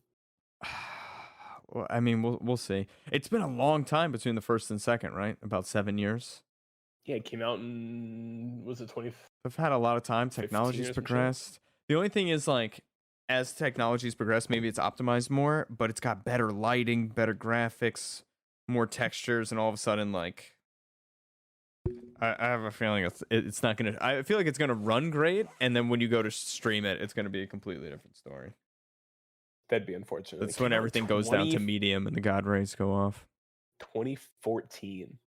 Yeah, well, I think it was in early access for a while too, or beta. I'm not 100% sure. God, I fucking love that game. Yeah, that was It's an the old game. I played that. I played Aliens Fireteam Elite, first game on Steam Deck. Damn right you did. Dude, I was fucking dying the other day. I went on Twitch. I'm like, how many people watching Aliens Fireteam Elite? Is that when you sent it to me? One viewer. And I was like, dude, this game's blowing up right now. Yeah, it's just popping off. I actually, Rob, I didn't want to tell you this, but I beat it the other night. I did, without you. How could you? I'm sorry. That's okay. The ending was pretty anticlimactic. Yeah, it was an Aliens Fireteam Elite conclusion for sure. Nothing other than that would surprise me. Well, I do have Risk of Rain installed, so whenever you're ready to go, fucking... man. What are we doing? We're fucking recording a podcast? Fuck this. Fuck you guys. I'm just kidding. I love you guys. Thank you for listening. Yo, what if we recorded the podcast while we played Risk of Rain? Wow. Isn't that essentially just like a co-stream? It's an audio stream. You get to just listen to us play. You'll just listen to a bunch of gunshots for 2.5 hours. Yeah. Ooh! And Yo, then the just more music is gunshots. really good in Risk of Rain It too. is. Holy It is. crap. It's got like techno vibes. I haven't played this game in coming up on 3 years at this point. I last played February 13th of 2020. Is So it's this been a is this hot a real minute. guy? Chris Tudelu is the composer of Risk of Rain. Is this a real Tudelu, name? motherfucker. I guess so. His name is Chris Tudelu. I love feel like it. I'm getting trolled, but all right. But yeah, what a bitchin' soundtrack. So There's good. a screenwriter for he wrote on a lot of the CW shows, or at least like helped on a lot of them. And his name is Speed Weed. Is his name? You're kidding. I'm 100% serious. Speed Dude. is it's obviously it's not like his birth name. Well, like, it's his, like, you don't nickname, know, man. Some parents are really cool. but yeah, he goes his name's Speed Weed. So like if you're I'll send you his IMDb. But like if you're ever watching like any of the like the CW like Arrowverse shows, you'll see my boy Speedweed. Dude, that's fucking awesome. It's a pretty cool fucking name. And Yeah. then what's also really cool is Bear McCreary did the music for Agents of Shield. Oh wow, yeah, the composer of God of War. Yeah, Dude, yeah, his music's fantastic. he looks like a music composer, which is really funny. He looks like a Bear McCreary. He literally, yeah, he absolutely does. What an dude, the goatee, he's got that long hair. Fucking bitchin'. He looks like he's been sleeping in a coffin for 1,000 years and he just woke up and went And it's straight his into the whole recording mission. studio. Yeah. with the sole intention of absolutely fucking slapping the bass and just shredding. He's like, yo, give me the hurdy-gurdy, get me over the mixing table, let's do it. Fuck, dude, I love hurdy-gurdy so much. He apparently did Godzilla King of Monsters too. Yo, my man's untouchable. That's awesome. Good for him. Yeah. He did he's Paws great. of Fury. Original motion picture. Yo, my man gets around. He's busy, dude. He's busy. Good for him. And that's just movies. That's not even taking into effect his fucking game and TV accolades. Yeah, it's all really well done. He did Walking Dead. Wow. There's a picture of him holding an Emmy. I don't know what it was for. God, I hope it was Good Agents of for Shield. him. Yeah, and not Walking Dead because they deserve nothing. But yeah, real quick, going back to Risk of Rain in 2020, I think my buddy Dylan and Dave Zuckerman were both like, "Bro, you gotta play this game. It's amazing." And I was like, "I'm playing a lot of stuff right now. I don't know." And I picked it up over the weekend. It was on sale on Steam for $12, and I bought the DLC on sale. It's pure crack cocaine. I literally couldn't stop. New Year's Eve, I was Hell up yeah. until almost 5 a.m.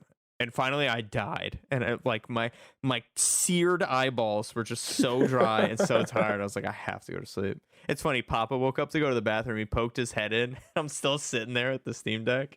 And he just like shook his head and smiled. I was like, shh, just walk away. Don't tell. Yeah. Yeah. Couldn't Don't stop. look at me.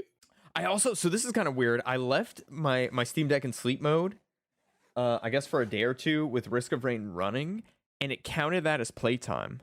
So on my Steam Deck, it says I have 57 hours of Risk of Rain, and I bought that game 6 days ago. Jesus. I have not played 57 hours. I've maybe That played 10 you or 12. think of. There's definitely, oh, there's no way. There's no way. I did not have that kind of time this week. Yeah, I've got 12 and a half hours in it so far. Let me check. Ooh, okay. 15.3 hours for me. It's pretty good. I played an hour. Dude, I was exhausted when I got home from work last night. I worked like a 17 and a half hour day, commute included. But I got home, took a shower. I was just sitting in my chair. It's like, you know what? No Steam Deck tonight. Like, I'm just going to like hang out with Jumpy, go to bed. Next thing you know, Okay, maybe just a little bit. I was like, let me do a run. Let me do a run. Quick adventure, in and out, 20-minute adventure. You son of a bitch. It was a 45-minute adventure. Yeah.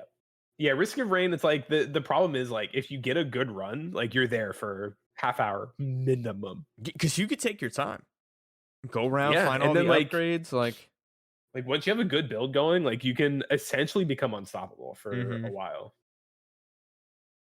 so this is the It's easy perfect to do. timing too, because the reason I wanted to pick it up, one, it was on sale, and two, because they announced they're remastering the first Risk of Rain, which is, I guess, excuse me, a 2D game, whereas Risk of Rain 2 is 3-dimensional. And I've been seeing some of the artwork and the trailer for that, and it was just like on my mind. And I saw it was $12, and I was like, all right, $12. That's just about as much as I was willing to spend. I also bought Fallout 3 Game of the Year edition. I've got some, I guess I could say this. I found out yesterday I got booked to work as an extra on a show for the next 3 weeks. Oh yeah. And was under an alias, and I was just talking to some guy on set. The show is And I was under like, an alias? What? Yeah, the show's under an alias, and I was like, oh yeah, I got booked on this. And he's like, oh, that's the Fallout show for Amazon. And I was like, you're fucking kidding me. He's like, yeah, the shoot in New York, And he's like, yeah, I know somebody who's been working on it the whole thing. This is their last episode. Apparently, they're way over budget. They had to cut an episode, and they spent shit. apparently $100 million for the first 2 episodes of the Fallout show. $100 million for the first 2 episodes. Oh my god! They are so over budget. Guys, and he was saying what are you doing? So in the film industry, for extra stand-ins, principal actors, I'm not sure about the other unions. If you work over 16 hours, it's called golden time, and that's where they have to pay you your day rate per hour.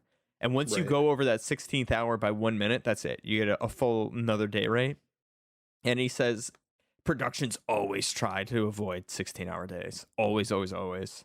And he says they get it like multiple times this season. Just like golden hour days, like all the time. So fingers crossed. I go in for a costume fitting on Tuesday, and I feel like I haven't breached any agreements. Everyone, like, a Fallout show is being produced by Amazon. There have been some images leaked that it has been filming in New York. Apparently, they've also filmed in Utah, and they were supposed to shoot some scenes in Africa. I don't know if that's happening still, and in LA, but we'll see what happens. I can't. Honestly, I think once I go in on Tuesday, I'm going to sign a bunch of NDAs, so I'm not going to be able to talk about it. But until then, let's see what spill happens, the dude. deeds. I don't know, but give me the vault suit. Let's do it, man. Yo, maybe you got to go in for a power armor fitting. You know what broke my heart is that as I was talking to this guy, and he knows someone who's been working on it all season, he was like, "Oh yeah, like a lot of people have just been like in the vault like all season." I was like, "Oh my god, how did I miss that opportunity?" I could have been a vault rat, dude. Dude, he literally told me like, "Oh yeah, that's the Fallout show," and in the middle of set, I just went, "What? Are you serious?" He was like, "Yeah." I was like, "Dude, I fucking love the games." He's like, "Oh yeah, love like Fallout." He's like, "Yeah, I just bought Fallout 4. I'd never played it. I thought I would try it." Dude, when that game came out, I took 2 days off work. No, Fallout 4 is good. The story gets a little weird. The story's not great. You think Fallout 4 is good? I think it's a really fun game. I think in terms of storytelling RPG, it falls pretty flat. I feel like it's the worst of the Fallouts. Of the contemporary ones, probably. Yeah, which is kind of crazy.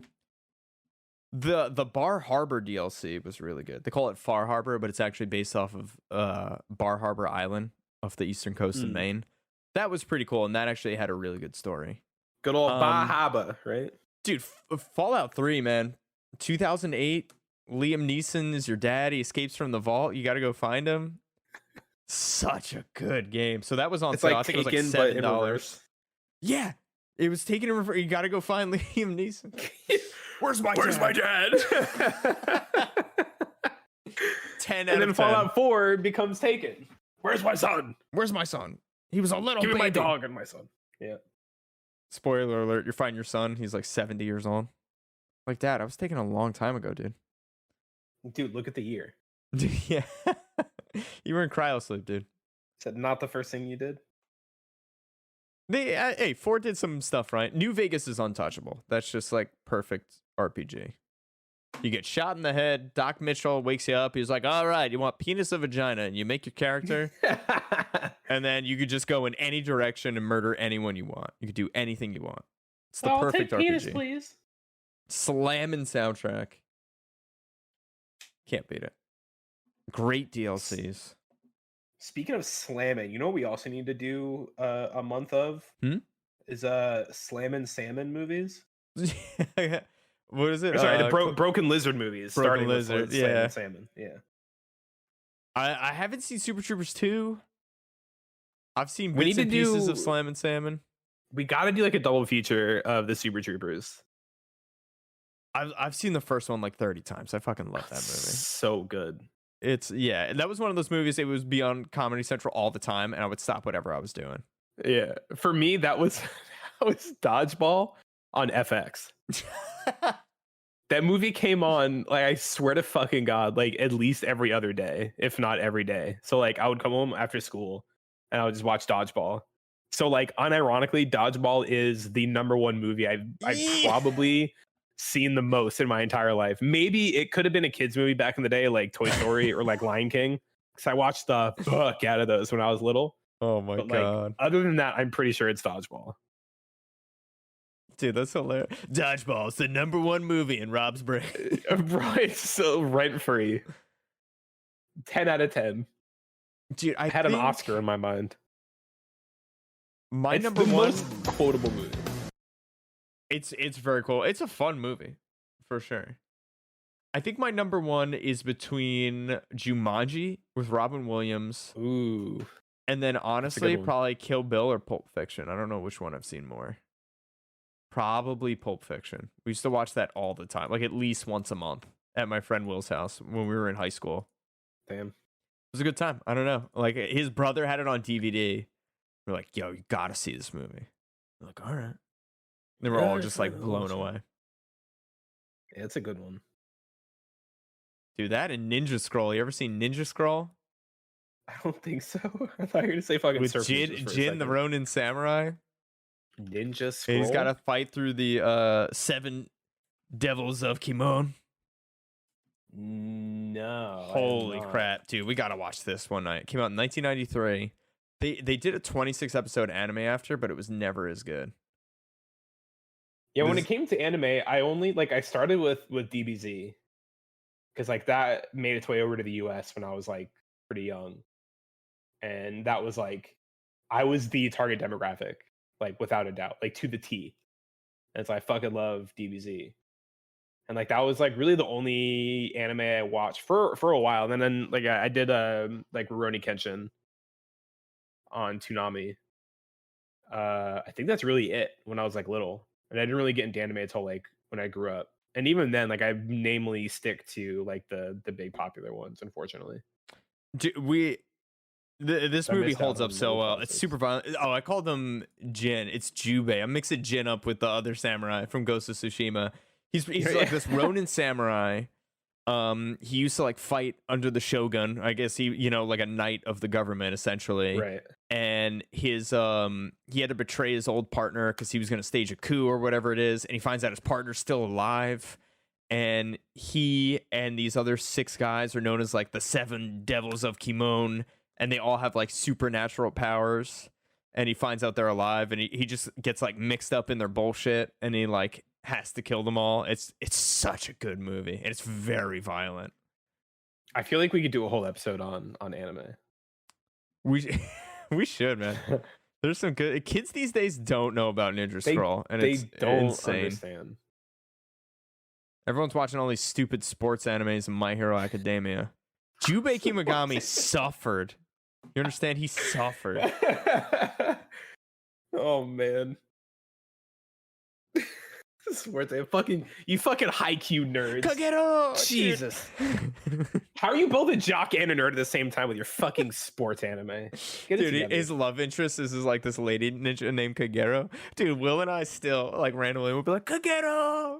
Kagero! Oh, such a good movie. And then the anime was dog shit. Dog shit. It was the sequel nobody deserved. Incredible. Good times. What yeah, I really we'll watch it one night. We'll talk about it.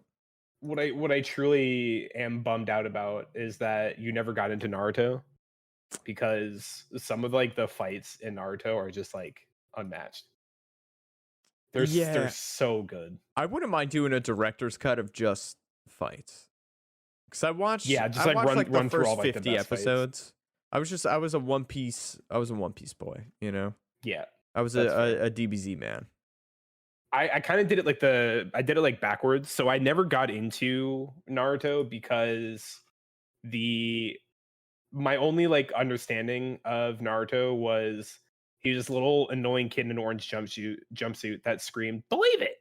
like every other word of his sentence. But like that apparently was like what I ended up finding out like when I was much older was that was like really hammed up in the English dub.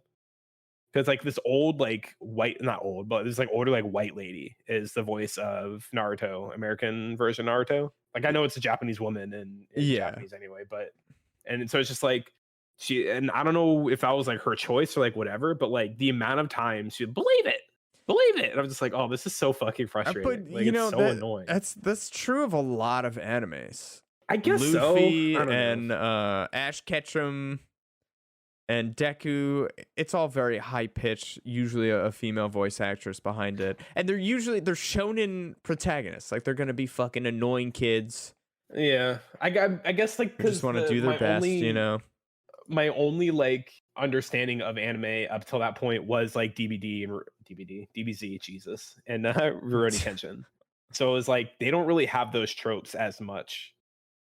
Dude, you know what's crazy? I've never seen the Rurouni Kenshin anime, but I read all the manga. I'm Really? super excited that they're remaking Damn. the anime. It looks good. I don't know if I prefer the art style though. Like it almost look like it makes him look too soft, if that makes sense. He was always a soft guy. It's funny, like in the Samurai X prequels, I'd love to watch those. He's a pretty soft and gentle guy. So I think that's pretty appropriate because he has a dark side too. That's the thing about Rurouni Kenshin. Like you see both sides. He's like the former like legendary assassin samurai. Yeah. And now he's wandering. I'm trying to fill in everyone who doesn't know Rurouni Kenshin. Fill you in real quick. And now he just wanders the countryside as like a guy just trying to do good and gets mixed up with some bullshit, of course. He's just like a Ronin. Yeah. And the whole gimmick is that he fights with a reverse blade sword. The blunt edge is what he hits people with because he doesn't want to kill any more people. Yeah. So it's like the backside of the blade is the sharp. Yeah. I guess I'm looking at it now. I guess he always did look pretty soft. I guess I remember him looking more like I guess less androgynous. Maybe that's the word. But yeah. Like he just seems too like soft and supple like in this remake. And it's like he needs to like he looks like a shonen protagonist. Yeah. Yeah, but I guess looking at it, I guess I misremembered. I always thought he just looked a little more like menacing. Well, that's the thing. When he gets his serious face on, then it's going down. Yeah, that's when you know it. Yeah, shit's about to go down. Yeah. But yeah, so like in the anime for Rurouni Kenshin and in Dragon Ball Z, like there's really like you don't run into like that like your typical like shonen protagonist like bullshit in those. And so like and then like Naruto comes, to the States and it's just like, oh my god, this is so insufferable. And I didn't give it a shot until I was like basically out of high school is when I finally hunkered down and actually watched Naruto. Mm-hmm. Rurouni Kenshin's cool because Kenshin himself has a lot of layers, but he does have like the staple characters like I'm the gruff tough guy. Yeah. One of these days you and I are gonna fight. I'm gonna win. And he's got the kid who's like, man, I'm gonna be a samurai too. And the girl's like, Kenshin, you can't do that. Yeah, be careful. You fool. You told me you'd never fight again. So like those characters are still, and the old man was like, oh boy. Yeah, but like it's not to the point where it's like your Deku's or like your fucking your Zenitsu or fucking what's his name? The boar guy. Or like fucking dude, he's insufferable in English and in Japanese. Yeah, he's worse in English because he sounds fucking stupid. Oh whoa, Tanjiro. It's like, why do you sound like this? Dude, I feel like that voice actor is fucking nailing it, honestly. No, fuck him. How dare he? I love him. Oh, I hate it. What's his name? What's the character's name? Boarhead? Fucking keep forgetting. Hang on, Boarhead, English dub actor. He must look like a fucking asshole. He's got to be. Bryce Papenbrook. No, dude, I saw him at New York Comic Con. He did this thing. They were he was signing Pops Inosuke, of course. Inosuke. He was signing Pops of Inosuke, and he did like this whole thing, like doing Inosuke's voice. It sounded great. You got to think the guy wears a pig mask over his face. I know, but he's gonna sound a little nasal. The whole thing is the snout. He's gonna sound a little nasally. But it's like the flow of his voice, like. Well, he's also a fucking idiot. Like his character. I know, so but like, stupid. The Japanese voice actor does not make him sound like a fucking paste eating. I don't think. I don't know. Maybe it's because it's in Japanese. It just sounds cooler. Yeah, but- maybe I don't understand Japanese Yeah. intonation. I don't fucking know. But he sounds like a certified grade A fucking doofus in English. I think Bryce Papenbrook is nailing the character. Fucking hack. Get Bryce Papenbrook out of my anime. You hear me, Bryce? Stay the Dude. fuck out. We gotta get him on as a guest speaker on the podcast. So I can flame him for 2 hours. You could just rip him to pieces. All right, thanks for coming. You fucking idiot. Have a great day. I'm sure he's a great guy. He seems cool. Yeah, he seems super nice. I mean, he's he got seems like great. the '90s like gelled up tips, but I'm sure he's nice. You're such a dick. I'm sure. Oh look, I'm sure he's fine. He's got the '90s gelled up too. He's got like the Jared from Subway hair, but I'm sure he himself doesn't share any ideals. I hope not. I really hope not. I can't say for sure because I don't know him, but like, I mean, he could enjoy a $5 footlong. Like that's cool. Yeah, that's fine. It knows, dude. I'll tell you what. If he's at New York Comic Con next year, I'm getting him to sign some shit, and I'm just for you. Merry Christmas. Too rough. Straight in the trash. Too rough. My biggest fan. No, dude. I Oh, always dude. If knew you got loved me. I imagine you getting like a Bryce. cameo from him. Merry Christmas. Dude, if Bryce delete. Papenbrook ever like moves on from the character and like goes on to, I don't know, seek a different profession, you should audition, man, because you're fucking nailing it. Oh god. Tanjiro, watch out! Dude, the next time you're at Chipotle, you gotta order your burrito as Bryce Papenbrook's a Nosuke. I know I guac bet is it extra. Of course I know. I do the garlic guajillo beef. Oh, so good if you haven't It's had so it. good. There's no shot on the planet Inosuke would know what guajillo steak is, though. What's guajillo steak?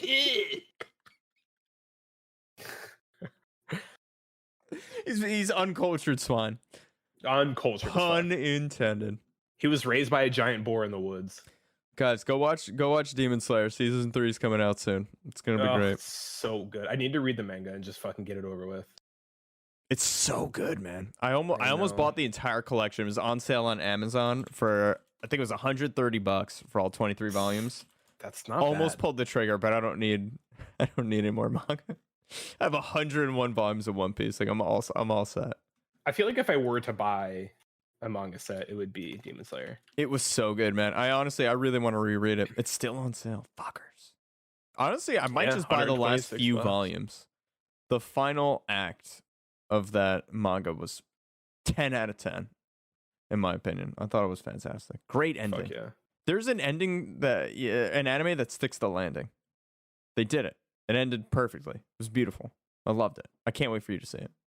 I feel like that doesn't happen often, so I feel like that's No. a good thing. Yeah. Some of them Yeah, I need end to. I need to weird, just weird, fucking weird. get over with. I'm probably not gonna buy the box set as much as I really would like to. No, I mean it's all online. You can Maybe find it. yeah, maybe I will someday. But yeah, I think the box set would be a really cool one to own. Yeah, as someone who owns a ton of manga, you like never reread it, Yeah, so rarely. I actually, when I moved to New York, I sold probably 200 volumes of manga. I had every Jesus. anime. I was obsessed with manga. And when Borders went out of business, I went ham and I bought everything. Everything was on sale. I feel like I'm such a fucking nerd. Oh my god, I'm I feel such a so dork. out of the loop, but I Dweeb. didn't realize Borders went out of business. Oh yeah, Am I that out of the was- loop? That's like 12 years ago. That's how Fuck. Wait, did they influential Borders was. Did they get acquired by Barnes and Noble? I don't Or did they remember. just- It was like Walton Book. You remember Walton Books and then Borders? Yeah. I don't know. Maybe Barnes and Noble just crushed them. Barnes and Noble, you could Huh. sit, grab a coffee, and not buy anything and read everything. How could you beat that business model? Yeah, it's pretty unbeatable. I even saw like a TikTok of like people, or I guess it was confirmed by a bunch of people that work at Barnes and Nobles. It was like they're basically saying like if you come in, because like I guess they were addressing the fact that like people will come in and like grab a book and just like sit there and read, but like they act like they're doing something like taboo and like they shouldn't be doing it, and like they end up making it like a problem by behaving like that. And they're like, look, like nobody gives a shit. Like if you come in and like, you know, go to the Starbucks and grab a coffee and then just grab a book off the shelf, sit there and read, and then just leave without buying anything else, that's totally fine. Like that's perfectly like we actually like seeing people do that. Like it's totally cool. And it's like if you want book recommendations, like come up and ask, like just do your thing, but like, you know, put the book back, like whatever. Like, cause like I guess people get like self-conscious or like they think like they're ripping them off. So like they'll grab a book off the shelf, like read it, and they'll go like hide it somewhere so it doesn't look like they were just like mooching off the free book. I'm like, no, just fucking put the book, like we don't care. Like, grab the book, read it, chill for however long you want, just fucking put the book back. Like we don't care. So like apparently even they just really don't give a shit. Like if you want to go and just read, some people are good, you know. They want to support business. They don't want to feel like they're stealing. I think like I get it if it was like a mom and pop shop. Yeah, you probably. know? Not to say that Barnes and Noble is too big to fail. I don't know if they are. I don't know how well books are selling right now. Look, there's not many companies in this capitalistic economy that are going to get my sympathy. I'm just gonna Google, is Barnes and Noble okay? Let's see how they're doing. Let's ask them. No one ever asks how is Barnes and Noble. Everyone's always like, what is Barnes and Noble? But never how is apparently the business is way down. This is an article I found. Where the fuck is this? Oh, original.newsbreak.com. I don't know if that's a reliable source, but I feel like business would be down. And the rent, like the overhead on those stores, is just fucking massive. Must be incredible. I mean, they've been staying fairly steady for their revenue. Okay. From 2015 to 2019, I mean, they had like a very slow decline, but it went from 4.3 billion in 2015 down to 4.1 billion in 2016, 3.9 billion, 3.6 billion, 3.5 billion. Okay, that's not in too 2019. Bad. So like we're still in the billions. Yeah, like they're losing a couple percent each year, but like yeah, they're still making billions of dollars a year. Yeah, good for them. I like Barnes and Noble. I used to, when I worked at Menlo Park Mall, there was a massive Barnes and Noble there. I used to spend a lot of time there, especially in high school. That was like a place to meet up. We'd all hang out. Y'all have Books A Million? Y'all have any of those? Books A Million? No. Books A Million. What in the Florida are you talking about? That was our jam. We had those like this like strip mall plaza that had a movie theater. It was Regal 18 was the movie theater, and then there was like a just other like a Ross, like what other bullshit, and then they had Books A Million. And so the fucking play on Friday night was like you go to the movies, like everyone's kind of like hang out like out front, you go watch your movie, whatever, and then fucking you go and sit in Books A Million until your parents coming to pick you up. And it was, it's fucking Barnes and Noble, but like, it was fun, Florida Man's version. Yeah, Books A Million. They did fucking Pokemon tournaments there. I would buy my Pokemon cards and play Pokemon there. That's exciting. You ever have Wizards of the Coast card store? A whole card store? No. Oh, dude, you missed out. Wizards of the Coast was nuts because they were actually Magic. They were the company that were printing the original Pokemon card packs, but they had tables. I didn't know that. Yeah, at least I'm pretty sure. Well, because Wizards they do Magic. They did I think they did Pokemon as well. I didn't know that they printed Pokemon cards. Let me look this up. Am I crazy? Yeah. Fact checking. Yep. Really? August of 1998. That's pretty cool. And and they started printing them in 1999. Yeah, and they would have tables in the back. And when I was in middle school, they were responsible for translating and distributing Pokemon cards. Good for them, man. Very cool. They would have tables in the back every Saturday, and they would just have like pickup games, Yu-Gi-Oh cards, and it was the place to be. There was always like some really smelly 45-year-old guy, always, dueling the 13-year-olds. Yeah. And I would always get wrecked, but it was a fun time. I pass my turn to you, young man. Yeah, exactly. And everyone stank. Oh my god. Yeah. But it was a fun time, especially if a new pack was coming out. That place was bumping on a Saturday. Yeah. And it closed. When y'all come and visit, there's a it's like a they kind of do everything. Like it's a card shop, it's a like board game place, it's a they fucking have like anime shit. Like they just kind of cover like all their bases. Like they have Warhammer or like other like tabletop RPG tables. So you That's just like cool. come like bring your pieces and like so people just go play fucking like Warhammer or just like whatever like tabletop like miniature games. Dude, I never want to get into Warhammer because I will absolutely It's a fall money off the pit. deep end. Yeah. I fucking love dioramas, dude. When I was a kid, I used to make dioramas all the time. But I love seeing those in shops. I'm always obsessed. I could stare at them for a good 30 minutes. Just I like like whenever I go in there and people are playing, I'll sit there and like watch at least for a few minutes. yeah, 'Cause, I like, will there's always swoon like over the little details and like yeah. just look over every little scene that's unfolding on this like giant space warfare battlefield. It's so fucking cool. They're super cool. But there's they have I think I showed you the burger place that I was talking about just like the like just insane burgers that we have out here. So they're in the same like shopping center. It's like a 30-second walk from each other. It's like whenever I go to that place for like burgers, like it's called Dragon's Lair is the like the Oh, card that's shop. cool. And so Dragon's Lair. yeah. And so we'll eat, grab burgers and they'll walk over to Dragon's Lair. They have like their entire back wall is all Funko Pops. So I could go in there and see if there's a pop I want. And they have like they got manga, they got fucking anime shit, they got Yeah, dude, board I would games. love to go. They got all it's a really Right cool on my fucking alley. spot. Alex Yeah. loves board games. We actually played a round of Trouble when we were eating dinner shit. earlier. Yeah, she won, which is bullshit. She won. but- She cheated. Fucking cheater. We had to look up the rules. I had my phone right Trouble next to was me a every fun. like minute. I'm like, hang on, can you do that? How many? Wait, hold on. Is that Are you, allowed? are you sure? I can't just go right into the end zone.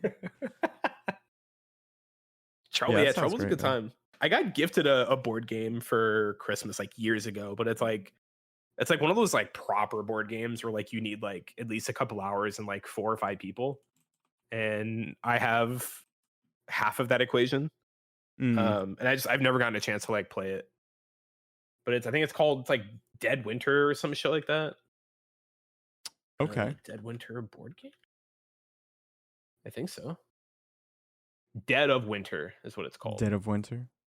It's a meta cooperative psychological survivor game.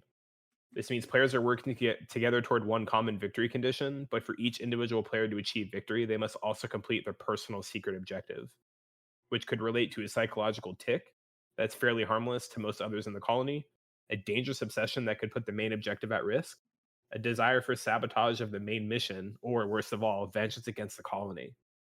Games can end with all players winning, some winning and some losing, or all players losing. Work towards the group's goal, but don't get walked all over by a loudmouth who's looking out only for their own interests. Mm. That It sounds interesting, cool. man. Yeah, and I got gifted it, and it's still in the fucking cling wrap, and I've never gotten a chance to play it, but it's got good like reviews. So it's Dude, apparently a good when we time. come out, let's play around. Let's fucking do it. Let's try it. That sounds great. What about Yeah. that Miles Morales hot toy? Is that still in the cling wrap too? It is, and I fucking Why yes, you agree, know so let yes and no. Miles breathe? So I took the outer like sleeve off. So it's on the desk in my room, so I see it every morning. So like I made sure that I could Okay. like see it. It's not out of the box yet. I need like shelving to like hang up so I can like hang stuff up. Yeah. Okay. But I'm That thinking makes me above feel my a couch. little more at peace. Yeah, like it's definitely on display so I can see it. It just hasn't been taken out of the box yet. Oh, that's cool. Because like I want to put it up on like something that is like a piece that can be seen, you know? And Yeah. I'm thinking above my couch, which is like directly behind me. Like I want to get like a shelf there because I have a whole bunch of pops. I got a whole bunch of DC and Marvel pops. I have Stanley with the Infinity Gauntlet. That's cool. So I got a whole bunch of pops that I want to display. I want to get that. And then I have all of that Marvel artwork that I still need to hang up. I just I haven't gotten around to it. Yeah. I really need to though. But one thing at a time. It'll be worth, Yeah. it'll take an hour or two. You go out, you buy the shelf, hang it up, and you get to enjoy it. It'll be fucking cool. It'll be great. I need to find like a wall mounted shelf of some kind. because I don't have any room to like put a shelf like a floor standing shelf. Like I don't have any room for that in Yeah. here. It's easy So, like, I enough, need man. to You can find- even at Home Depot they sell the individual shelves and the individual brackets. So you can decide what looks nice, and then I'm assuming you got drywall. Get some drywall anchors. Make sure you have drywall first, and not like plaster. But I'm pretty sure it's dry. all that stuff's super cheap. Do you have a drill gun? I don't. Okay. My mom might, so I might be able to snag Alright. that from her. Maybe I'll go to Home Depot like tomorrow and just like see what they got. Yeah, you can find some not so expensive alternatives. That's what I did in our last apartment. Mm-hmm. Just bought a bunch of individual shelves and brackets. I'm just, you know what? You gotta get this background going so we could video record these episodes. Yeah, And we we can can both both be a have dope bare wall backgrounds. behind me. Yeah. I realized it was like a couple weeks ago. I was like looking around. I was like, this place kind of feels like a prison. It looks like a it looks dentist like a office. prison. Yeah, exactly. It's like this sterile, bright light, off-white walls, and like that's it. I'm like, damn. Yeah, all right. So make Like it all look this good. cool shit. Yeah, I just need to find the time to hang this shit up. You got this. It's gonna be great. It'll be great. It'll be great. Yeah, so dude, I would love to, I mean, no pressure, but I would love to video record this next week so we put it on YouTube for all of our Just do viewers. some TikTok clips. Yeah, oh yeah. For everyone who All wants to look at the- our beautiful faces while we talk. We also get don't all have a salty. theme for next week. Maybe we'll talk. We'll see if anything comes to mind. Figure something out. Any theme feels right. Yeah. By the time everyone hears it, we'll have a theme. Just not Nazi week. We're No. like running out of Not Nazi content week. with that, honestly. We talked about Dead Snow. We talked about Kanye. There's not much else to talk about. The really unfortunate thing is there actually is a lot of interesting history behind like Nazis. Like unironically, we definitely could, but that's definitely not a topic I want to. No, I'm completely kidding. Yeah. That's not going to be a thing we do. History's cool. Nazis aren't. Yeah. if we're gonna idolize leave you with Nazis. anything, just keep that in mind. If you take anything Remember. away from this episode, Nazis suck, but history is pretty interesting. Yeah. History can also suck depending on what side of the sword you were on at the time. For sure. Yeah. But like for example, we as people know the symptoms and the progression and the effects of hypothermia because of the Nazis. Like they purposely expose people to lethal hypothermia just to catalog and watch what happens. Yeah, it's pretty like, fucking shitty. It's horrific. But I mean, we could have all found out on our own the hard way. We're outside and we're wet and we're cold, and we're so cold our extremities are burning, and then we don't feel them. Like we'll learn about it. We'll learn real quick. Yeah, pretty much. There is a term called it's like paradoxical undressing, I think, or paradoxical stripping or something like that. Mm-hmm. And that happens when you're like right on the cusp of like the point of no return of like hypothermia, like dying of hypothermia, that your body dilates all of the blood vessels to like try and get like a last little bit of warmth. So it's like the same thing when you drink alcohol, like you feel warm. It's because it dilates your blood vessels. Mm-hmm. So blood flow increases, which makes you feel warm, even though you're not actually getting more warm. Which then causes you to get colder faster because of the dilated blood vessels. Mm-hmm. But so that happens. So we're like right when you're severely hypothermic, that's what your body does is like a last ditch effort to like salvage some warmth. It'll dilate all your blood vessels. And so people report being like, they feel hot. So they start undressing and like, they're not thinking because they're severely hypothermic and loopy.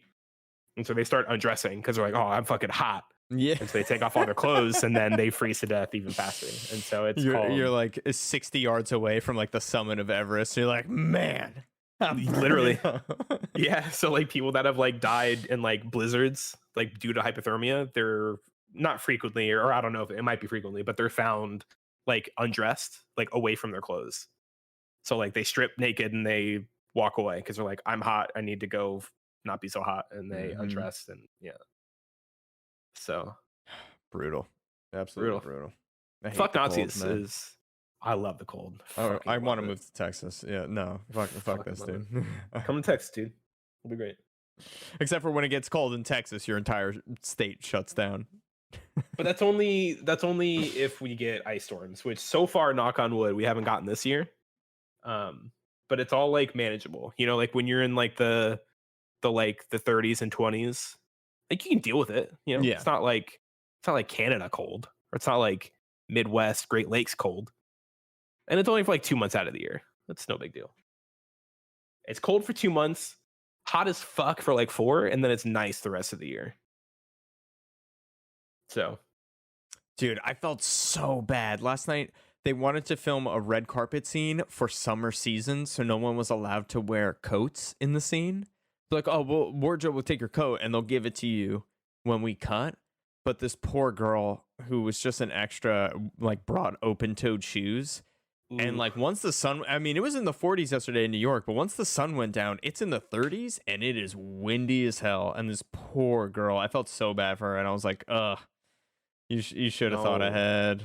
I'm sorry. Like, I'm sure the shoes are cute, but I would have worn like bright green, like chroma key green, like socks. You know, there had to have been a cuter closed-toed shoe you could have worn, you know? Yeah, dude, you gotta dress like you're going on an expedition when you're working outside in the winter. I've done it many times. I'll wear like there's a lot of people on set wearing like ski pants. You know, it's just like accepted.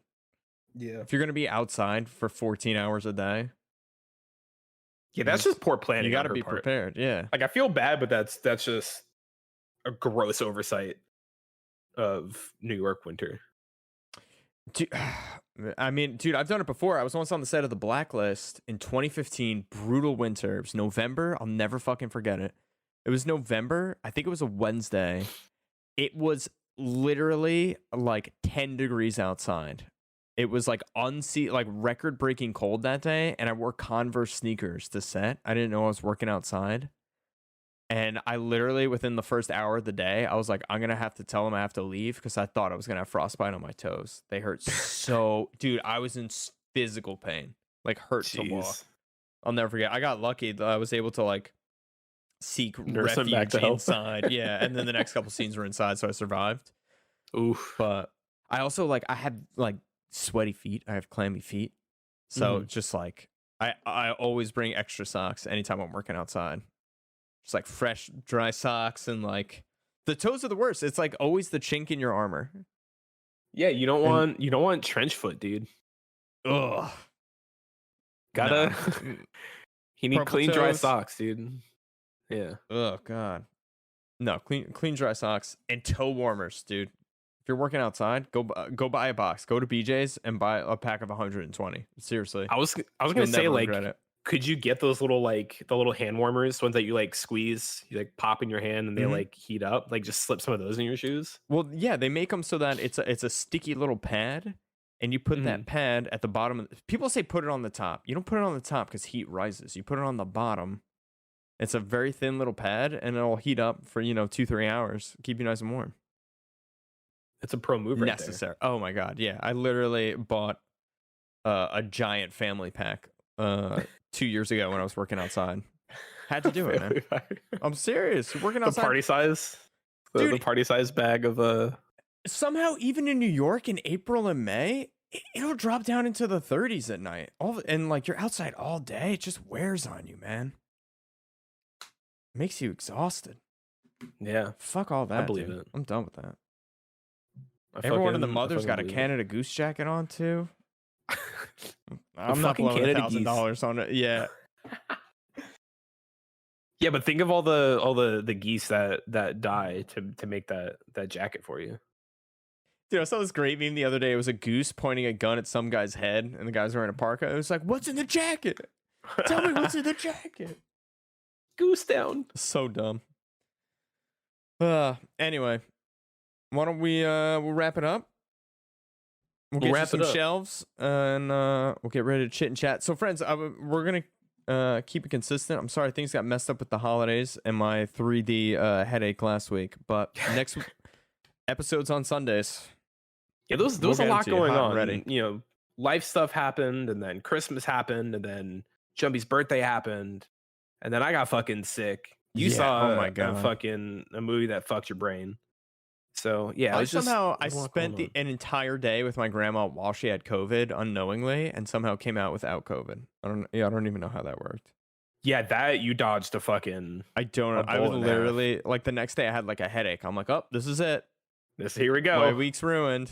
Got to call out of work. This is gonna be fun. COVID trip number No, 7. I was fine. I tested negative 3 times, Thank God. and then I got a PCR test for work a few days later, negative.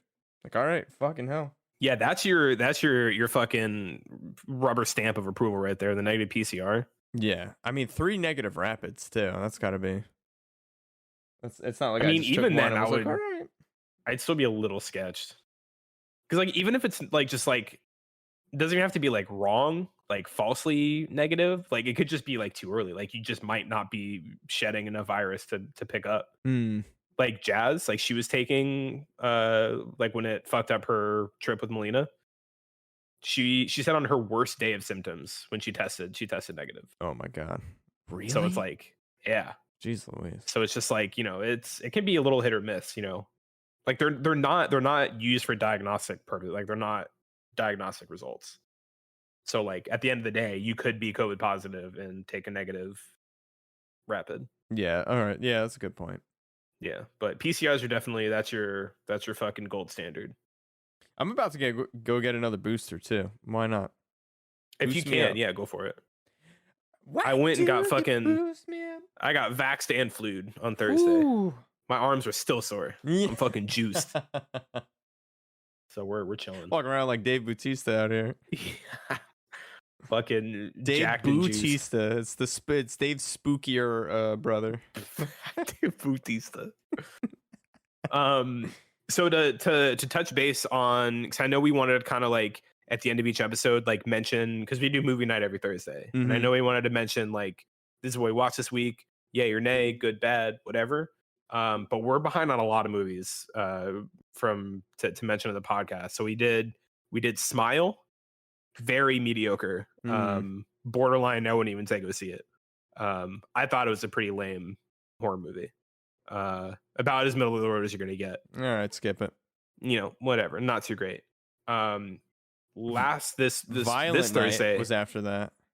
we did Violent Night was great. Loved it. It Staple didn't take Christmas itself movie. too seriously. Yeah, that's a yearly rewatch movie for sure. It's got John Leguizamo, David Harbour as your main pro and antagonist. And gratuitous violence. Gratuitous violence. You get a badass backstory for Santa Claus. Fucking cool as shit. I want a whole movie literally just his my origin God, story. Yeah. Was so cool. But like it absolutely knew what it was and wasn't taking itself too seriously. And it was so fun. It was so good. It was so violent. Spectacular. 10 out of 10. Definitely recommend. What else did we do after Violent Night? We did Glass Onion. We did Glass Onion. Also very good. I enjoy Glass Onion. I do think Knives Out was better. Glass Onion singular was a good time. I enjoyed it. Okay. Had Dave Bautista, Edward Norton. I missed it. Yeah, I really want to watch it. Yeah, it was good. It was I might a good do time. that this it's on weekend. Netflix. Yeah. And then we did what did we just do on Thursday? The Menu. With The Ralph Menu, there we Fiennes and go. Anya Taylor-Joy. Yeah. It was really good. It's very heavily satirical. So I think that you need to know that going in. You think so? What having to know that going in? No, that the movie was satirical? Oh, absolutely. Like the over glorification of like fancy food and like, yeah, chef. Like that whole like shtick. Like it very much was like satire of like foodies and like chef culture. Yeah. It was like dialed up to 11. And like I don't know if I knew that exactly going into it. So like it felt like it's like, all right, I get it. Like, it was just like it was really heavy-handed, but it is satire. So like I feel like as long as you know that going in and like you can't take the movie too seriously. Like I don't think the movie really does take itself too seriously, but you definitely can't. Like you have to go in knowing that it's a horror comedy. So yeah, the seriousness starts to kind of fade away and dissipate a little bit in the third act, which I kind of enjoyed. Yeah, then you're like, okay, this shit is just okay. It's more like absurdist humor than it is like it's not a comedy, Yes. but it's definitely got some really absurdist humor. Yeah, it's it's got some Like good laughs in it. purposely put in. But yeah, I enjoyed it. It was really good. Dude, So I loved it. It was not. I honestly expected it to be a kind of melodramatic, like another dinner where people are trapped and they're yeah, gonna die. But it was just so much better than I would have expected. yeah, And Ralph Fiennes kills it as always. every time. Again, brings us full circle on Ralph Fiennes. You can't go wrong. He's so good. So yeah, skip Smile, see Glass Onion, see The Menu, and absolutely see Violent Night. Yeah. And then what are we doing? What are we doing next week? We'll talk about it. Maybe World War II. Yeah, I don't know. Hey, maybe we might kick off. Maybe we might kick it off. I don't know if anyone has proposed any other ideas as of yet. I really wanted to So- see The Northman and The Last Duel. I feel like those are the two movies in 2022 that I missed. I did not love the Northman. Okay. Oh, The Last Duel is 2021, really? Which one was that one? It's Adam Driver and Jodie Comer, Matt Damon, Ben Affleck. Like a medieval duel has to take place. That's all I know. I've seen the trailer. It looked okay. Oh, it looks vaguely familiar. Let's see. 7.4 on IMDb. That's Seems not like terrible. it's solid. IMDb scores tend to be a little low from my experience. Okay. So seven's fairly decent. 7.4 Rotten Tomatoes, 85%. Not What bad. about the viewer rating? 81%. Not bad. Okay. I'm interested. It was one of those movies where I saw it and I was like, oh fuck, this looks interesting, and I just didn't get around to it. Yeah, what's this? Jean de, I don't know how French names work, is a respected knight known for his bravery and skill on the battlefield. Jacques Legris is a squire whose intelligence and eloquence makes him one of the most admired nobles in court. When Legris viciously assaults Carogue's wife, she sets forward to accuse her attacker and act of bravery and defiance and puts her life in jeopardy. The ensuring trial by combat or grueling duel to the death places the fate of all three in God's hands. So that's Matt Damon is Carogue, however you say his name, and Adam Driver is Jacques Legris. Could be pretty that good. sounds I mean, cool. it's a I'd good watch it. cast. Yeah. Yeah. I'm about it. All right, well, we'll talk about it. Cool. Last Duel. All right, friends. Thank you so much for listening and sticking around. We'll see you next weekend for a little more Back to our normal schedule. back to our regularly scheduled programming. your weekly dose of sodium. Oh, great news. We are officially published on Apple Podcasts. Yes. So you can now listen to us on Apple, on your iPhone, your iPad, your watch. Yeah, Apple Watch. You just hold your wrist up to your ear like you're a fucking spy kid and just listen to us for 2 hours. Beam me up, Scotty. It'll be great. Set phasers to salt because we're available on your Apple Watch now. All right. Peace out, everybody.